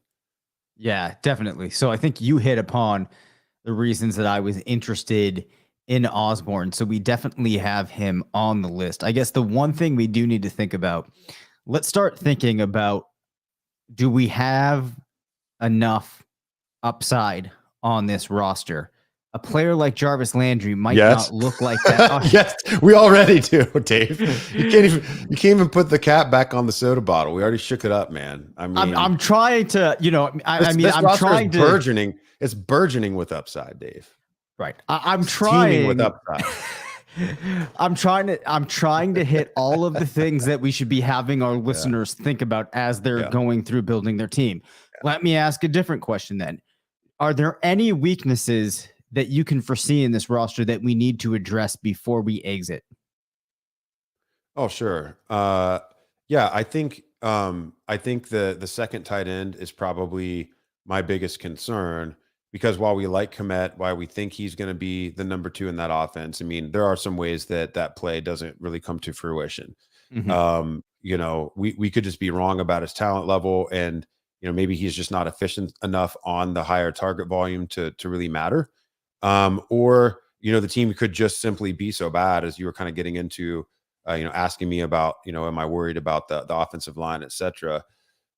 Maybe just, Fields can't get it done. And he was playing a vanilla preseason type defense against Cleveland in the final week of the preseason, and looked so good in the first half. But, maybe when he actually gets exotic looks during the season, he won't be able to play pitch and catch like that. So, I think we need to have Kmet coverage for sure. I think we talked about some of those guys that could provide it. We do see Gerald Everett come off the board here. So, perhaps people are going to start getting into that position a little bit. The reason I like Landry, I see Landry as an upside play. I mean, do we really believe that Michael Thomas is going to be available for the balance of the season? I mean, it's just, he's on again, off again, on again, off again. He's 29, hasn't played. I mean, Landry had the offseason procedure this past season, and he's already back out there dominating target share in camp. He's already the emotional team leader in the locker room, just like he is everywhere. And, last season in Cleveland was the first time in his career that he really had to deal with significant injuries. The hip wasn't right all year, and, he got it cleaned up.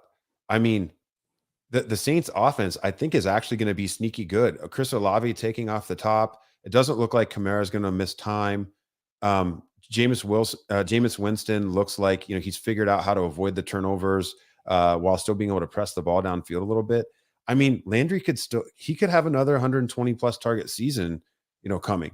I really think that's, not a stretch at all to think that. And it provides us some coverage. We're going to have the double up buys and in week 9 with Debo and Deontay Johnson. So when we get to that point, having a player that figures into his team's plans, not just from a target share perspective, but also having some upside still as a good player, even as an advanced age player, to start alongside Tyreek Hill, Hollywood Brown, and Allen Lazard. Landry's a little bit of protection versus our Lazard pick, maybe. It's kind of the way that I would see it. It's also a little bit of protection on the Hollywood Brown pick by that time in the season when Hollywood's we would really need to be performing. DeAndre Hopkins will be back in the fold at that time. So, I like the idea of having a high volume receiver. I just view him, versus Devontae Parker, versus some of these other wide receivers who are available. Jalen Tolbert, it looks like Michael Gallup is going to be available earlier than not for the Cowboys. So I don't have the same type of enthusiasm for Tolbert I had a couple of weeks ago. So Landry would be my pick here, Dave. Yeah, Landry would be it for me as well. It's funny, I forget exactly when it was, but at one point we had talked about the fact that there was a situation where Landry's value probably for the first time ever for us didn't match with where his ADP was. Well, things have now kind of shifted with what I think you can expect from Landry for a lot of the reasons you mentioned. This year, I feel like he's not that different than the Landry we might have seen 2 or 3 years ago, but the ADP has crept back so much that all of a sudden you're now looking at a very different situation. And I think that I agree with that point about Landry being a solid type of player here to use as a hedge for some of those younger guys we took earlier, potentially not working out.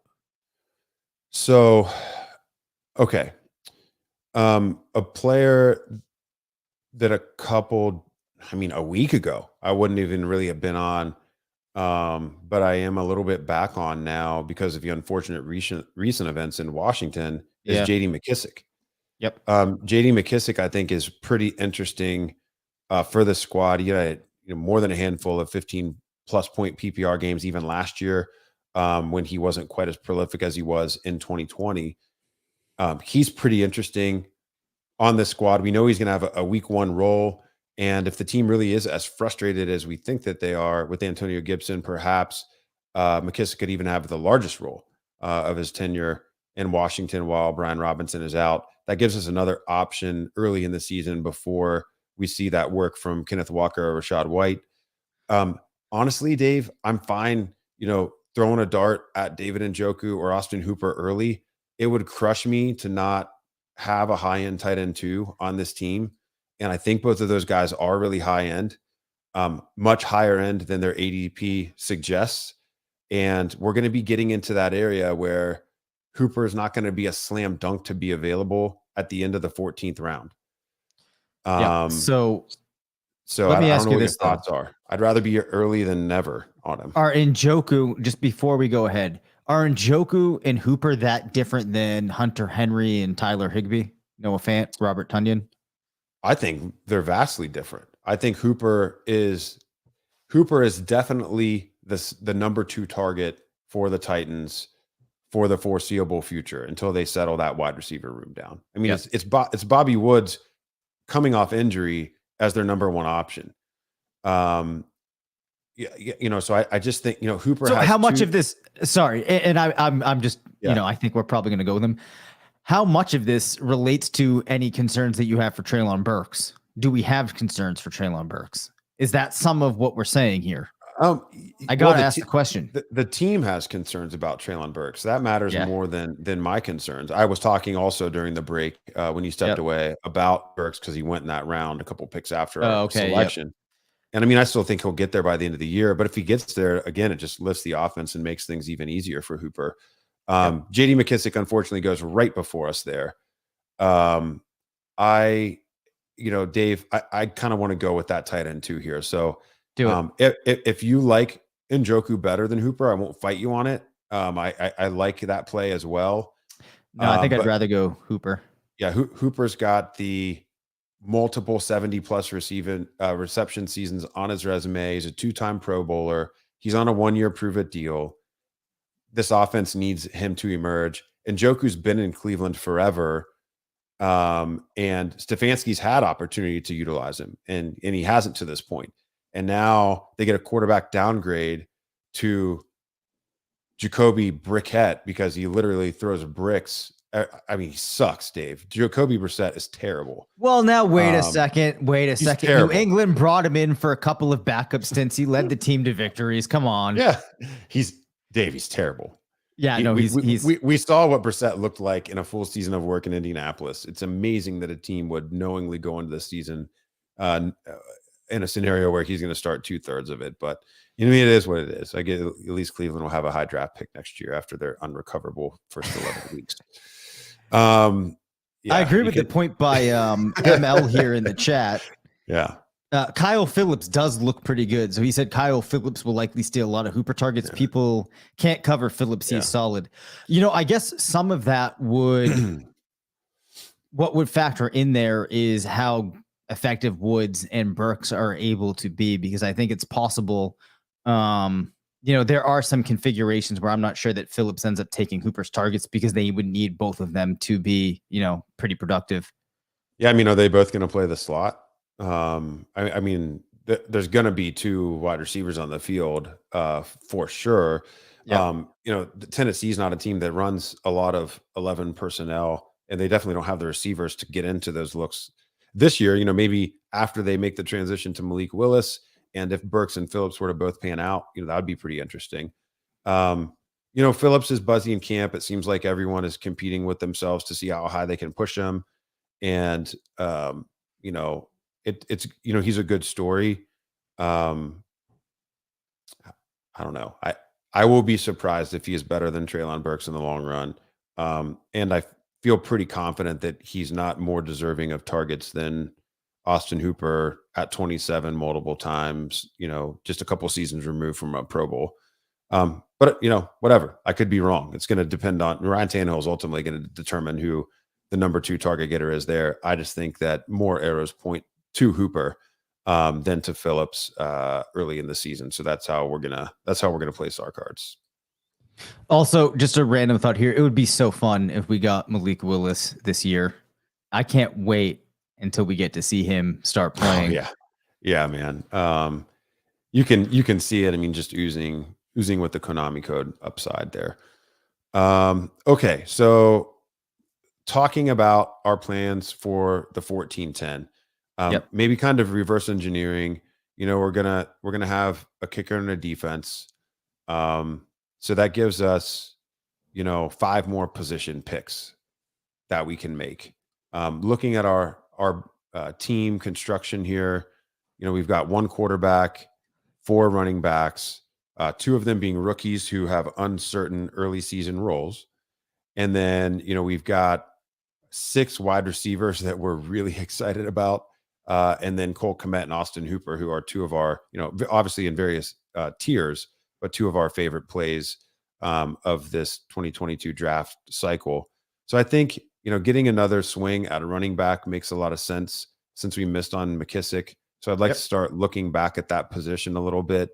It has really been cleared out.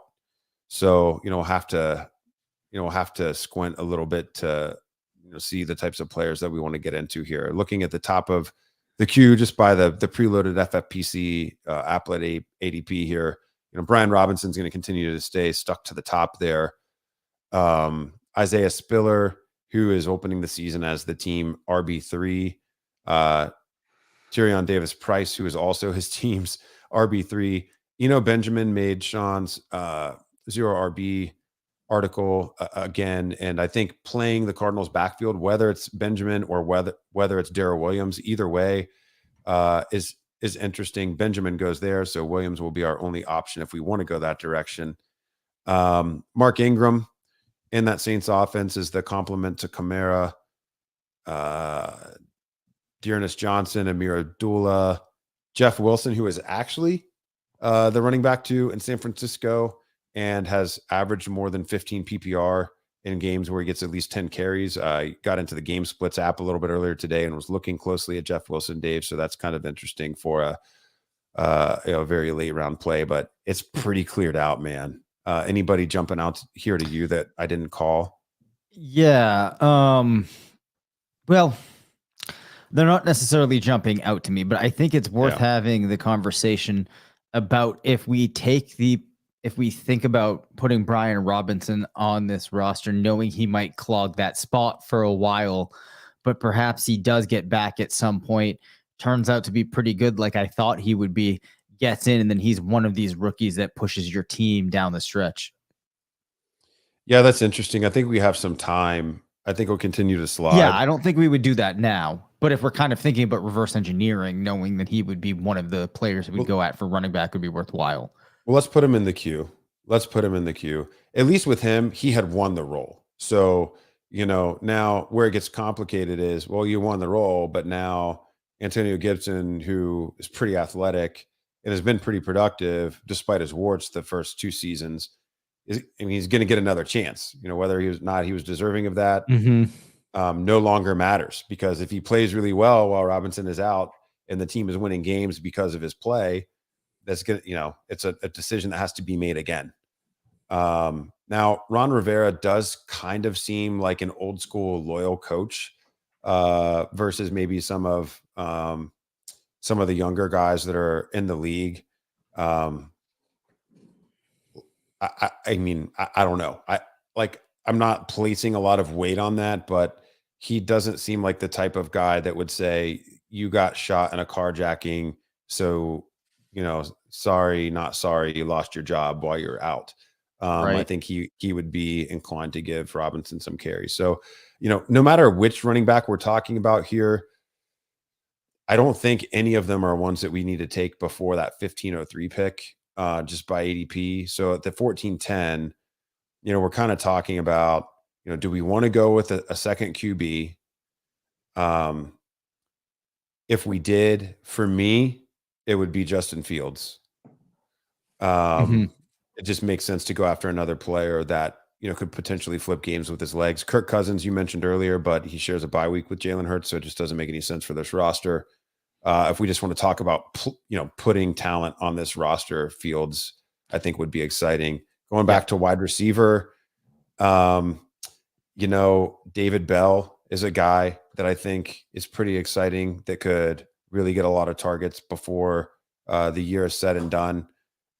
He was commanding a lot of looks in the preseason for Cleveland, and we know behind Amari Cooper, it's pretty unsettled in that wide receiver room. Paris Campbell is finally healthy, and the Colts need a number 2 to step up. Anybody else jumping out at you at wide receiver here? No, I think that you've hit most of the players that I would have said. Van Jefferson is a player that I've had some level of interest in just because of the offense. Of course, there's been some health questions. So, I don't know if he's really the type of player we want to go at. Just thinking out loud here to some extent. Well, we talked about Jefferson this season or this summer, and I actually liked Jefferson a lot for best ball. I just don't think that he can earn the type of role where we'd start him in a managed setting. Whereas I do think that David Bell and Paris Campbell both have paths to that. Yeah, I agree. I wanted to try to see if I could make some type of case to get Zay Jones in the discussion here. But I think that Bell or Campbell make more sense. Between the two of them, if we're thinking about which player has a larger distribution in what we might consider upside territory, so who has a better realistic chance of perhaps, seizing some of their upside, who do you think it is, Bell or Campbell? Well, I think Bell's just a better receiver overall. I mean, for Campbell, it was always the athleticism element. Unfortunately, he just can't stay healthy. I mean, he hasn't played snaps in his career really consistently at all. And he is dealing with Alec Pierce as well, who the team invested early draft capital in, and Pierce goes there ironically as we're talking about the Colts. I mean, Bell was awesome at age 18, outproduced Rondale Moore in the Purdue offense. There's no reason to think that he couldn't also be awesome at a young age in a Cleveland, offense that needs a number 2 target getter to step up. So for me, I think at this spot, at this 14-10 spot, I'd be looking at Justin Fields or David Bell as the pick. I'm kind of at the point of the draft where I want to throw ADP out and just get the guys that we see the upside for. So I'm not too concerned about that. I think here I'd want to go Justin Fields and see if we can come back around with Bell. Love it. Let's do it. Yep. Now Fields, it would seem like we're not going to need him. But I think that he's one of the few players left in this draft where you could potentially have a player that turns out being so exciting that you would want to have him on this team. And also, I think he's a little bit differentiated from the remaining passers that are available. So I think it makes sense to try to lock him in here. Then we'll take Bell, who, if you're just looking for a player that profiles as, one of the better receivers that's going to be available, shorn and unproven, an unproven player at this point in a undesirable offense, I still think that, it's worthwhile to take a shot here on Bell, which is one of the things we're looking to do at this point in the draft. So at this point, Curtis, we have how many picks left? We have 1, 2, 3, 4 position players. 5, 4 position players. Yep. Okay. And we have how many running backs? We've got 4 on the squad: Jonathan Taylor, Josh Jacobs, Kenneth Walker, Rachaad White. Yep. Hold on. Can you hear my dog going insane? Yeah, he's super pumped about our squad here. Yes. Sorry about this. I will be right back again. You're good. Phoebe, what is going on, dude? All right, so we're 2 picks away. You guys on the listening in here, I'm all about David Bell. I mean, I still, even after he slides to the 3rd round of the NFL draft, I think he was still deserving of first round rookie status in fantasy and dynasty drafts. I think he's the best wide receiver available on the board from a talent and profile perspective, if we exclude Jameson Williams, who we don't know when he will be available. I mean, it doesn't, Williams is also an interesting play, but we would not have the opportunity to really play him until the end of the season, even if we needed him. So Henry Muto chimes in. Bell could be this year's St. Brown once Watson gets back for the stretch run. I think it's an excellent comparison. Absolutely excellent comparison. So that's what you're envisioning with the David Bell selection. Another good buddy in the industry, Justin Herzik, saying earlier on Twitter today, he thinks David Bell could be a player that wins somebody $1 million this year. Wow. So there's a lot of that momentum building for Bell. And he's again, on this roster, so he's going to. Yeah, this team, Dave, we've been able to be consistent with just selecting good players. I mean, there's nobody on here where I'm like, I'm not excited for this player to be on the team. Like I can look at every single player on this roster and not make up some story about upside to feel good about. Like, just objectively, there's a lot to be excited about. So I think we go David Bell. It's earlier than ADP. Let's just put him on here. Yes, let's do it. So, Curtis, one thing I want to try to do here is because I know, we're going to have listeners here that still have some drafts like this left. We are feeling really good about this team. Now, some of that is based upon the flow of the draft, but let's just try to think about some of the things that we did along the way that helped facilitate this type of build that we're feeling really good about. Sure. So it all really started with making sure that we loaded up on receivers that have that combination of volume, upside, and access to exciting QB play, except for maybe, arguably one of our players. So, taking Jonathan Taylor in the first round, that's a luxury that not everyone's going to have. But if you take, an anchor running back, even if you're at the end of the first round, you can pull off this type of draft. The names that are going to be in your yellow stream in the rounds to come are going to change based off who you've got access to.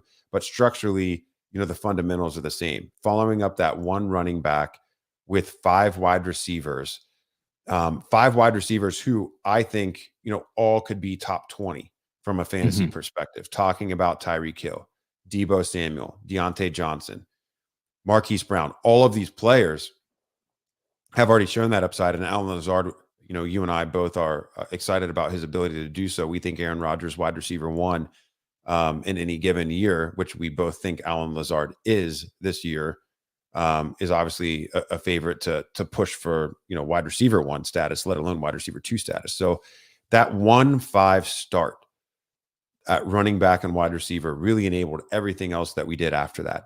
It enabled us to take an elite QB because we knew that we would not have to take some of these wide receivers without the same type of sure thing status later, trying to recover against a position that we had lost out on earlier. It allowed us to take a sliding Josh Jacobs 2 rounds below ADP.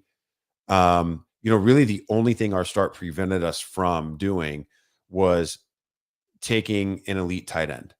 But that was kind of taken out of our hands. We said that Kyle Pitts was our target at the end of round 2. After Pitts, there's a tier break for us to get to that Kittle and Waller area. And both of those players, go before we have the opportunity to pull the trigger at an ADP that made sense. So, we really did the optimal here. If we had taken Dalton Schultz in round 4 instead of Deontay Johnson, thinking about how that would have changed our team. Yep. I've got the draft board up here for the viewers. We would have had Deontay Johnson in round 4. We would have had to come back later to get a wide receiver 5. The first opportunity we would have had to do that at a draft spot where we didn't have a non-wide receiver would have been in round 7. So I think the question is do you like the trio of, say, Dalton Schultz, Adam Thielen, and Dak Prescott better than you like the trio of Deontay Johnson, Jalen Hurts, and Cole Kmet? Because, you have to start moving some of those pieces around to eventually get back to where you're going to be positionally.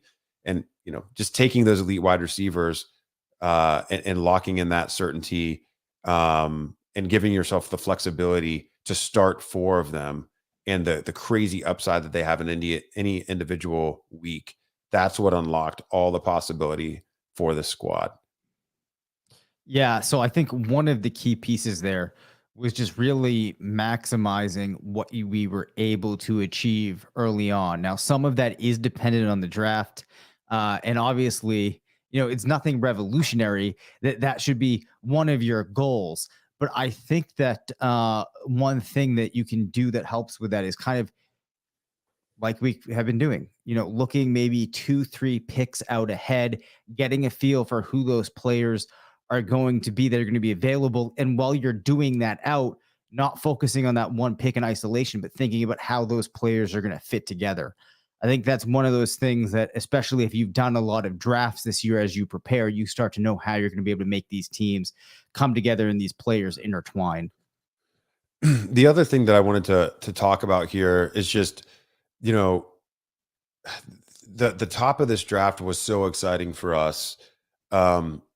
I think one of my favorite moves, honestly, Dave, that we've made here is getting Justin Fields in round 14 and taking that second quarterback. I know in main events, it's debatable whether you should do it. Mm-hmm. If, Justin Fields has the potential to be this year's 2021 Jalen Hurts. And if that happens, if we were to lose Hurts from this squad, we could still have, tournament winning upside. Yep. Whereas if we lose Hurts and have to start streaming quarterbacks, burning through our fab, trying to find the best plays and competing against the other 11 managers in our league to do so, that just changes the whole situation. We've built this squad in such a way that, we don't think we'll need to really get to the waiver wire for running back too much, but we've also, stuck to some of those zero RB or, anchor RB principles, knowing that if we have to churn a roster position other than kicker and defense, running back would be the one we want to churn. And so we're going to be able to save and prioritize our fab for those 3 positions and not need to worry about quarterback or tight end there. Both positions where it'd be, more difficult to find more than, fungible replacement. Yeah, for sure. So we have reached the point in this draft now. We've started to see some kickers go. The type of running backs that are coming off the board now are Kenyon Drake, Mike Davis, Isaiah Spiller, wide receivers, Marvin Jones, Christian Watson, Zay Jones, and Van Jefferson. Yeah, man, we really wish we could teach you how to get Taylor at the 103 and then Hill at the 210. Yeah. Death dealers. We might, I like that. I like that username. We might change the name of this team to Death Dealers after this performance. But yeah, unfortunately we can't teach you how to do that. It's a lot easier to get Tyreek Hill at 210 than Jonathan Taylor at 103. But listen, I mean, ADP, that's why they call it ADP. It is the average of the outcomes. And, we've proven now that it's possible. I think the thing is, and, a couple of different guys on the site have talked about this. Connor O'Driscoll, who won last year's best ball tournament, has talked about this. Blair and Sean both talk about this in their structural articles over the years. You want to give yourself some flexibility to veer off of plan. Structure provides it's a framework for putting yourself in the position to make optimal decisions in a draft. And, you just gotta be willing to veer when it makes sense to veer. Obviously when we drew the 103, we were probably thinking about Cooper Kupp or Justin Jefferson pre-draft. Well, Taylor drops there. We didn't just take a wide receiver because we thought we would probably have to start wide receiver and didn't want to veer off our plan. We adjusted the plan and we built an anchor RB team, instead. And obviously we did that again later on in the draft when Jacobs fell too far below his ADP. And so, as much as we, like talking about a plan and reverse engineering a draft and all of those things, you still have to give yourself flexibility to veer when a pick is just screaming at you to be made. Dave, we're at the 16-10 now. We have 3 guys left in our queue that we put in there earlier. Mark Ingram and Jeff Wilson at running back. I put Velus Jones in there earlier. He was also one of my late round picks that I put in my sleeper article here earlier this week. Running back's more of a position of need, obviously here. Do either of these guys stand out to you, or would you even be interested in adding Hayden Hurst as a tight end 3? That's another one that's interesting to me.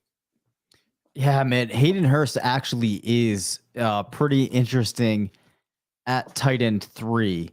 I think he's going to go before the running backs. I think he's a value. I think we should take him. Okay. I don't want anybody else to have him. Right. So I guess one question that people might have here. 20 seconds. Are you good with Hurst? Yeah, I would. Yeah, go with Hayden Hurst. I guess the question that people might have is, why does going after your tight end 3, right, who you probably don't expect to play that much, position your team better than going at a player at a position where you're going to be playing more of those each week and they might have a better chance of getting into your lineup? If somebody asks you that question, what do you think the response is? Well, I think, in Kmet and Hooper, we talked a lot about their upside, but, they're both players who, they fall short of the criteria of being an entrenched team target hog. We think they can be team target hogs, but, they really, once you get past Dallas Goedert, there's just a lot of questions. And so, we want to give ourselves access to players who either have very little competition to be a highly prioritized target on their team, or are tied to, great offenses and could pop off any week with multiple touchdown games. It's more the former with Kmet and Hooper. The path to be the number 2 on either of their teams is very easy. I mean, they're already both the number 2s just by being there, based off of the relative weakness of the wide receiver room in both Chicago and Tennessee. Hayden Hurst, I called Austin Hooper this year's Dalton Schultz. Well, Hayden Hurst, I'm calling this year's Dawson Knox. It's the exact same situation. Yeah. It's a little bit of a post-hype sleeper thing, high draft pick, athletic, big red zone target, tied to a team with an elite quarterback that's going to score a lot of touchdowns. I mean, Hayden Hurst, I would not be shocked if Hayden Hurst paces with Dawson Knox in fantasy points this year. I really would not. This is the best situation that he's been in his career, and every single blurb that you will find on Hayden Hurst from Bengals camp dating back to early summer, every single one of them has been, wow, Bengals actually have more of a weapon than they might have realized. Everything from Joe Burrow, everything from the coaching staff has been, overwhelmingly positive. So, all of the stars aligning there. I think between these 3 tight ends, I feel really good that one of them is going to be, a mid to low end tight end 1, which when you add that into the context of the rest of what we've done with this squad, it just unlocks that upside. So that's why we took the 3rd tight end. Yeah. One thing I was going to say as well was, we focus a lot on taking shots late in drafts at other positions, in the tight end premium league like this, where we did not go for an elite tight end early on, but we feel good about the rest of the roster. I think there's a reason to go after taking shots at that position, especially when you look at best ball leagues in this format, and how that spot has worked out. We do see that, there's some efficacy to getting the 3rd tight end, but we are on the clock. So I'm going to drop that thought early. Yeah. So we're on the clock. I think this is where we go back to the running back position. We've still got Mark Ingram and Jeff Wilson in the queue there. Chris Evans in Cincinnati. Samaje Perine also in Cincinnati. Anybody stand out here? Wilson feels like kind of a team turner. Ingram would be a little bit more, maybe dependable. Coin flip on those. You call it Wilson or Ingram. I actually say we go Wilson. All right.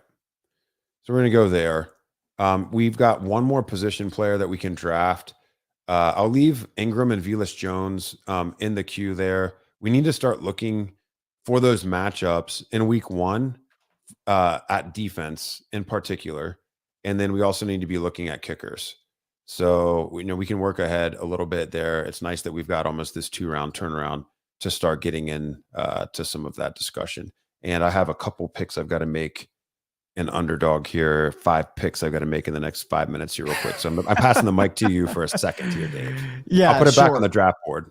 There you go. Okay, thank you. So I'll just talk here about some of those defensive picks and what things look like as I'm looking through the week 1 schedule. You have the 49ers at the Bears. I would imagine that the Niners would be one of those teams that people would be interested in.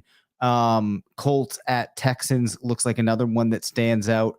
Broncos at Seahawks should be interesting to see how things shake out for Seattle offensively. I think that's a matchup that people would probably like to attack. Behind that, another one that looks like it could be fairly promising would be Saints at Falcons. And you also have the Ravens at the Jets in what could be a revenge game for Joe Flacco. So, oh, wow, revenge game for Gould. That's right. That's right.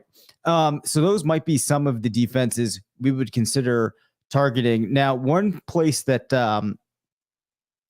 I kind of have changed my tune on over the years is we reached the point where I don't really have any reservation about going with the kicker here or the defense before one of those players, especially if you're able to get a defense that looks like they could be streamable or usable for multiple weeks and has a solid matchup to start the season.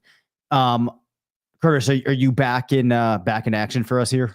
Yeah, just to kind of get through building our queue. I don't want to have to panic add people. I bought myself a couple minutes here before I go back over.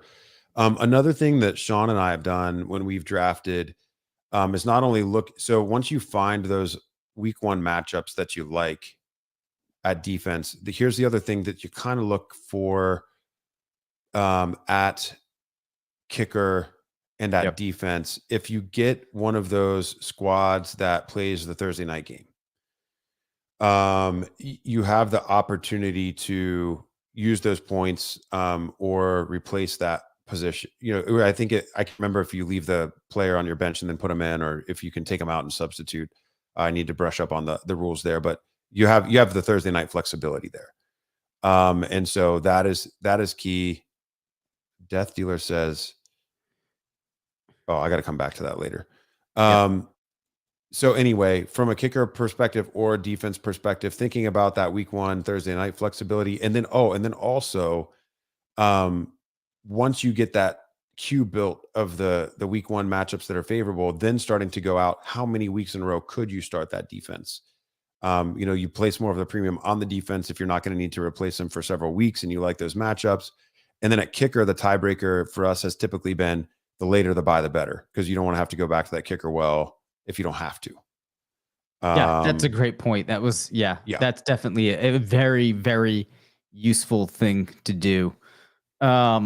And then as we start looking out for anybody that might be listening that has not done any of these FFPC leagues yet, I reach a point, and we'll probably talk about it weekly. There is a point in the season where I will start to drop some of my offensive players and get more defenses in preparing for the playoffs, so that I have multiple teams that could have good matchups, and then you play it as things come, because sometimes it can be hard to know exactly which the best matchup will be given injuries and whatnot. So it's useful to have those. You also reach a point too in these FFPC leagues where you can no longer add guys. So you got to make sure that you're prepared for that too. That's kind of a long range plan though. Yeah. Okay. So looking at the defense position then, Dave, is there anyone that has good matchups for the first handful of weeks, say the first 2 or 3 weeks that we wouldn't have to stream through? San Francisco just goes. Yep. And Indianapolis and LA and Green Bay and Buffalo also all gone. We're through 4 kickers: Tucker, McPherson, Carlson, and so the Tyler Bass. The Saints are usable for multiple weeks in the beginning. The problem is that they played the Buccaneers week 2, because they go Falcons, Bucks, Panthers, Vikings, Saints, then back to Seahawks. So you get 3 out of 5 games that are usable, but the problem is you have 2 games that you'd probably want to avoid. Well, what about maybe an elite kicker then? Since some of the elite defenses are gone, and we're probably going to lean towards the streaming there anyway. We've got Harrison Butker, still there, tied to the Chiefs offense. Brandon McManus is going to be a little bit more exciting, getting that mile high, those distance kicks, and then Russell Wilson should lead to a scoring explosion this year. Matt Prater has the week 13 bye, and we know the Cardinals, figure to be good, but I'm not sure that he's been as prolific as maybe we always think he will be in the preseason.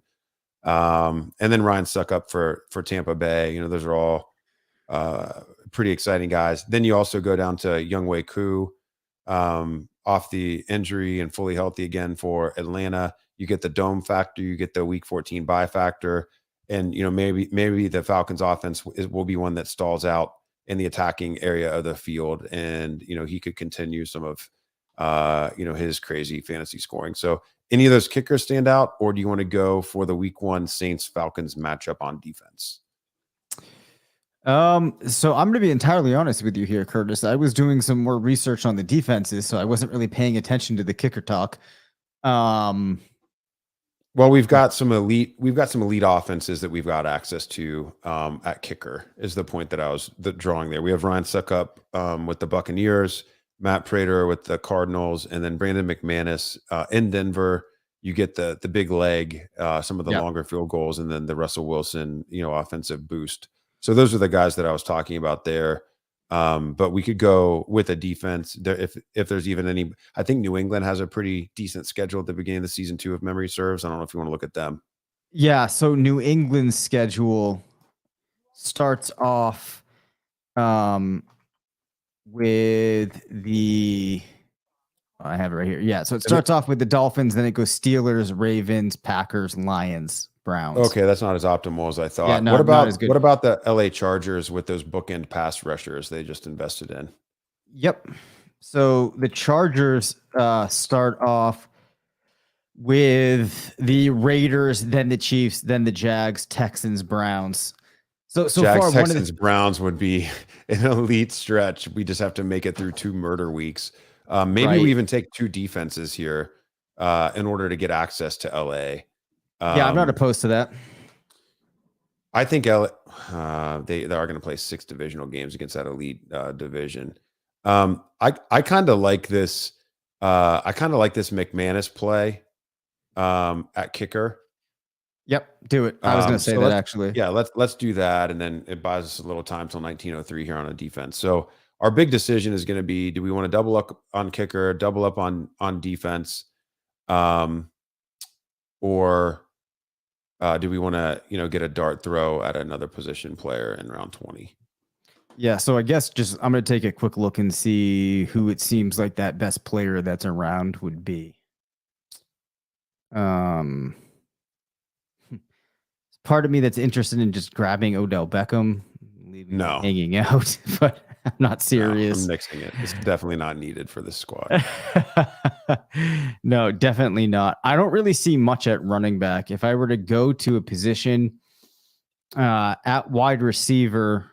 Well, let's pick this 1903 pick first, and then we'll worry about round 20. So do we want to go with LA, knowing that we might have to double up on defense if we do that? Because we basically be targeting weeks 3, 4, 5 there to be able to start them. So we would have to double up on a usable defense in round 20, or do you want to go with the New Orleans defense and just keep it simple against Atlanta in week 1? I actually think we can double up on the defense because I think that makes things a little bit more streamlined for this team in the other weeks. Then, we could drop one of the defenses, have some more information, and make one of our plays on those guys that we're going to get on the waiver wire. So you want to go with LA for the season-long upside? Is that the thought here on the turnovers? And they're going to put teams in those trailing game scripts too, which really creates even more opportunity for turnovers. So let's go LAC. Yep, let's do that. I like that. So at this point now, Curtis, we have made 19 picks. Yep. So we're going to come back now with another defense, and we'll have to see who's around. Okay, let's answer a couple questions here while we've got 2 rounds to wait to come back around. Javier G in the chat. Thanks for sticking around, man. You are listening to a Tuesday night FFPC main event draft that started at 10 p.m. Eastern Standard Time. We're 2 hours into the stream, and you guys are still bringing questions. I love it. What an audience. Javier says, would you keep Pacheco or Mostert? 12-team PPR league fantasy question. Yeah. I mean, I would keep Raheem Mostert. He has a day 1 role, and we're not waiting for something to happen. And he's already familiar to the offense. Dave, agree, disagree? Oh, yes, I definitely agree. Okay.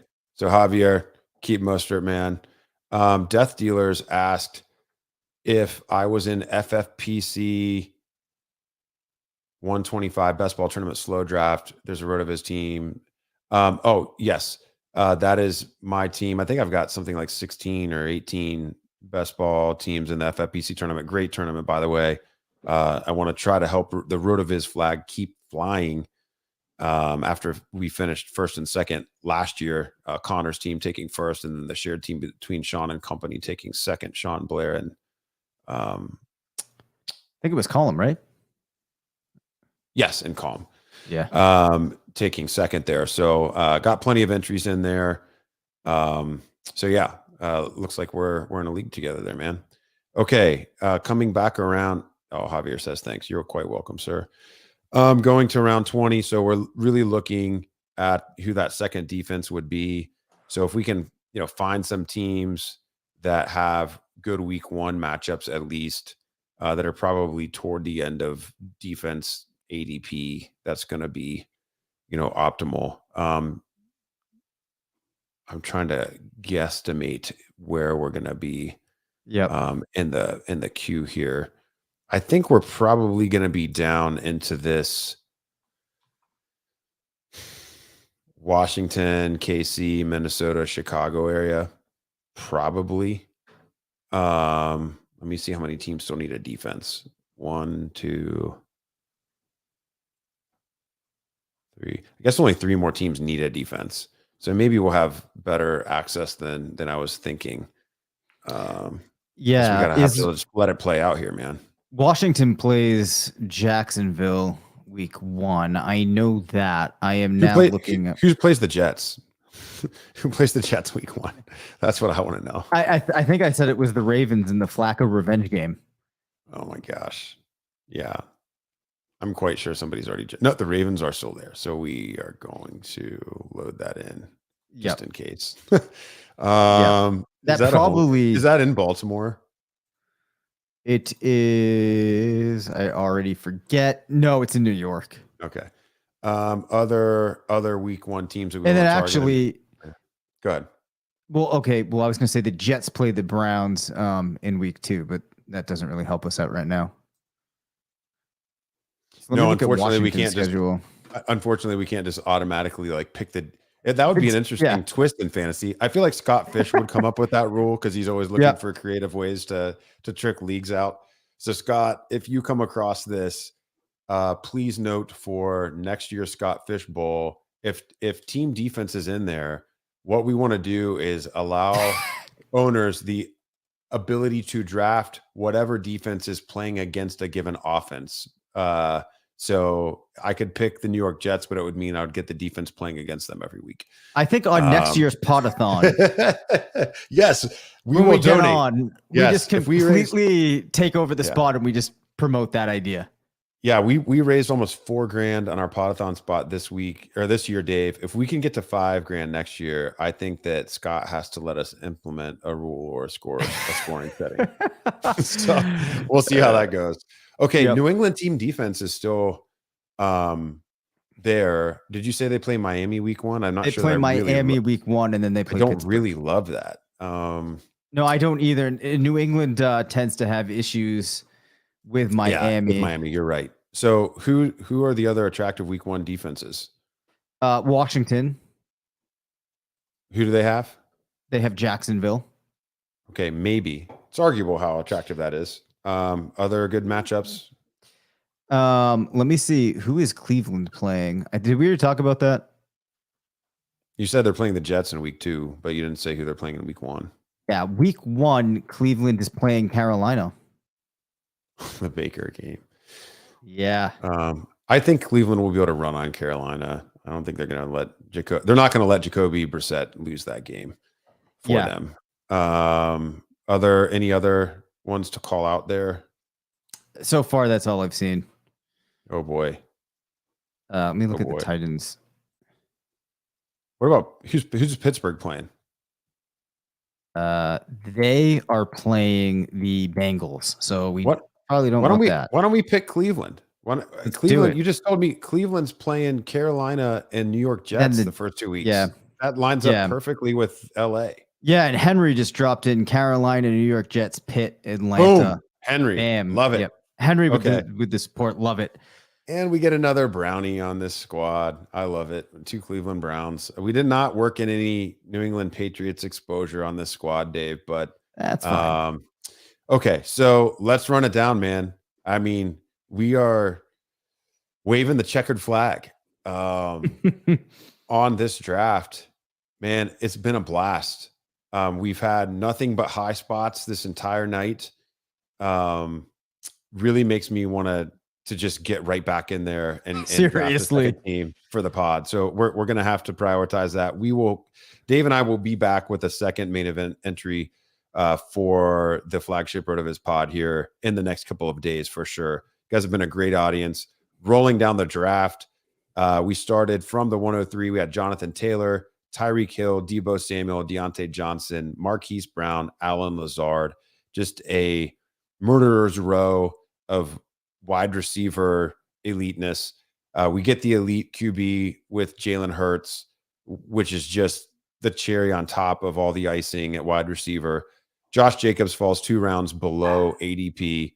Cole Kmet, Kenneth Walker, and Rachaad White back-to-back in rounds 10 and 11. Just absolute luxury picks that we did not anticipate being able to make both of them on this squad or, to feel like we could go to that position. But again, that early investment at wide receiver allowed us to do so. We get our boy Jarvis Landry at wide receiver 64 in round 12. Feel very confident that he will outperform that positionally. Austin Hooper, who I called this year's Dalton Schultz in round 13. Justin Fields, who is our hedge on Jalen Hurts to keep this team elite in the event that he would miss time. David Bell, who compares favorably to rookie season Keenan Allen and Jarvis Landry, who are both wide receiver 3 or better as rookies in an anemic Cleveland passing offense that's in dire need of target share stakeholders. Hayden Hurst at tight end 3, who we called this year's Dawson Knox. Then we just get some home run plays. We get Jeff Wilson as the RB2 in San Francisco in the event that Elijah Mitchell would miss a game. Wilson is an auto streamer. He's averaged 15 points over the last couple of years when he gets 10 plus carries in a game. We get Brandon McManus as the 7th kicker off the board, playing in Mile High in a Russell Wilson offense.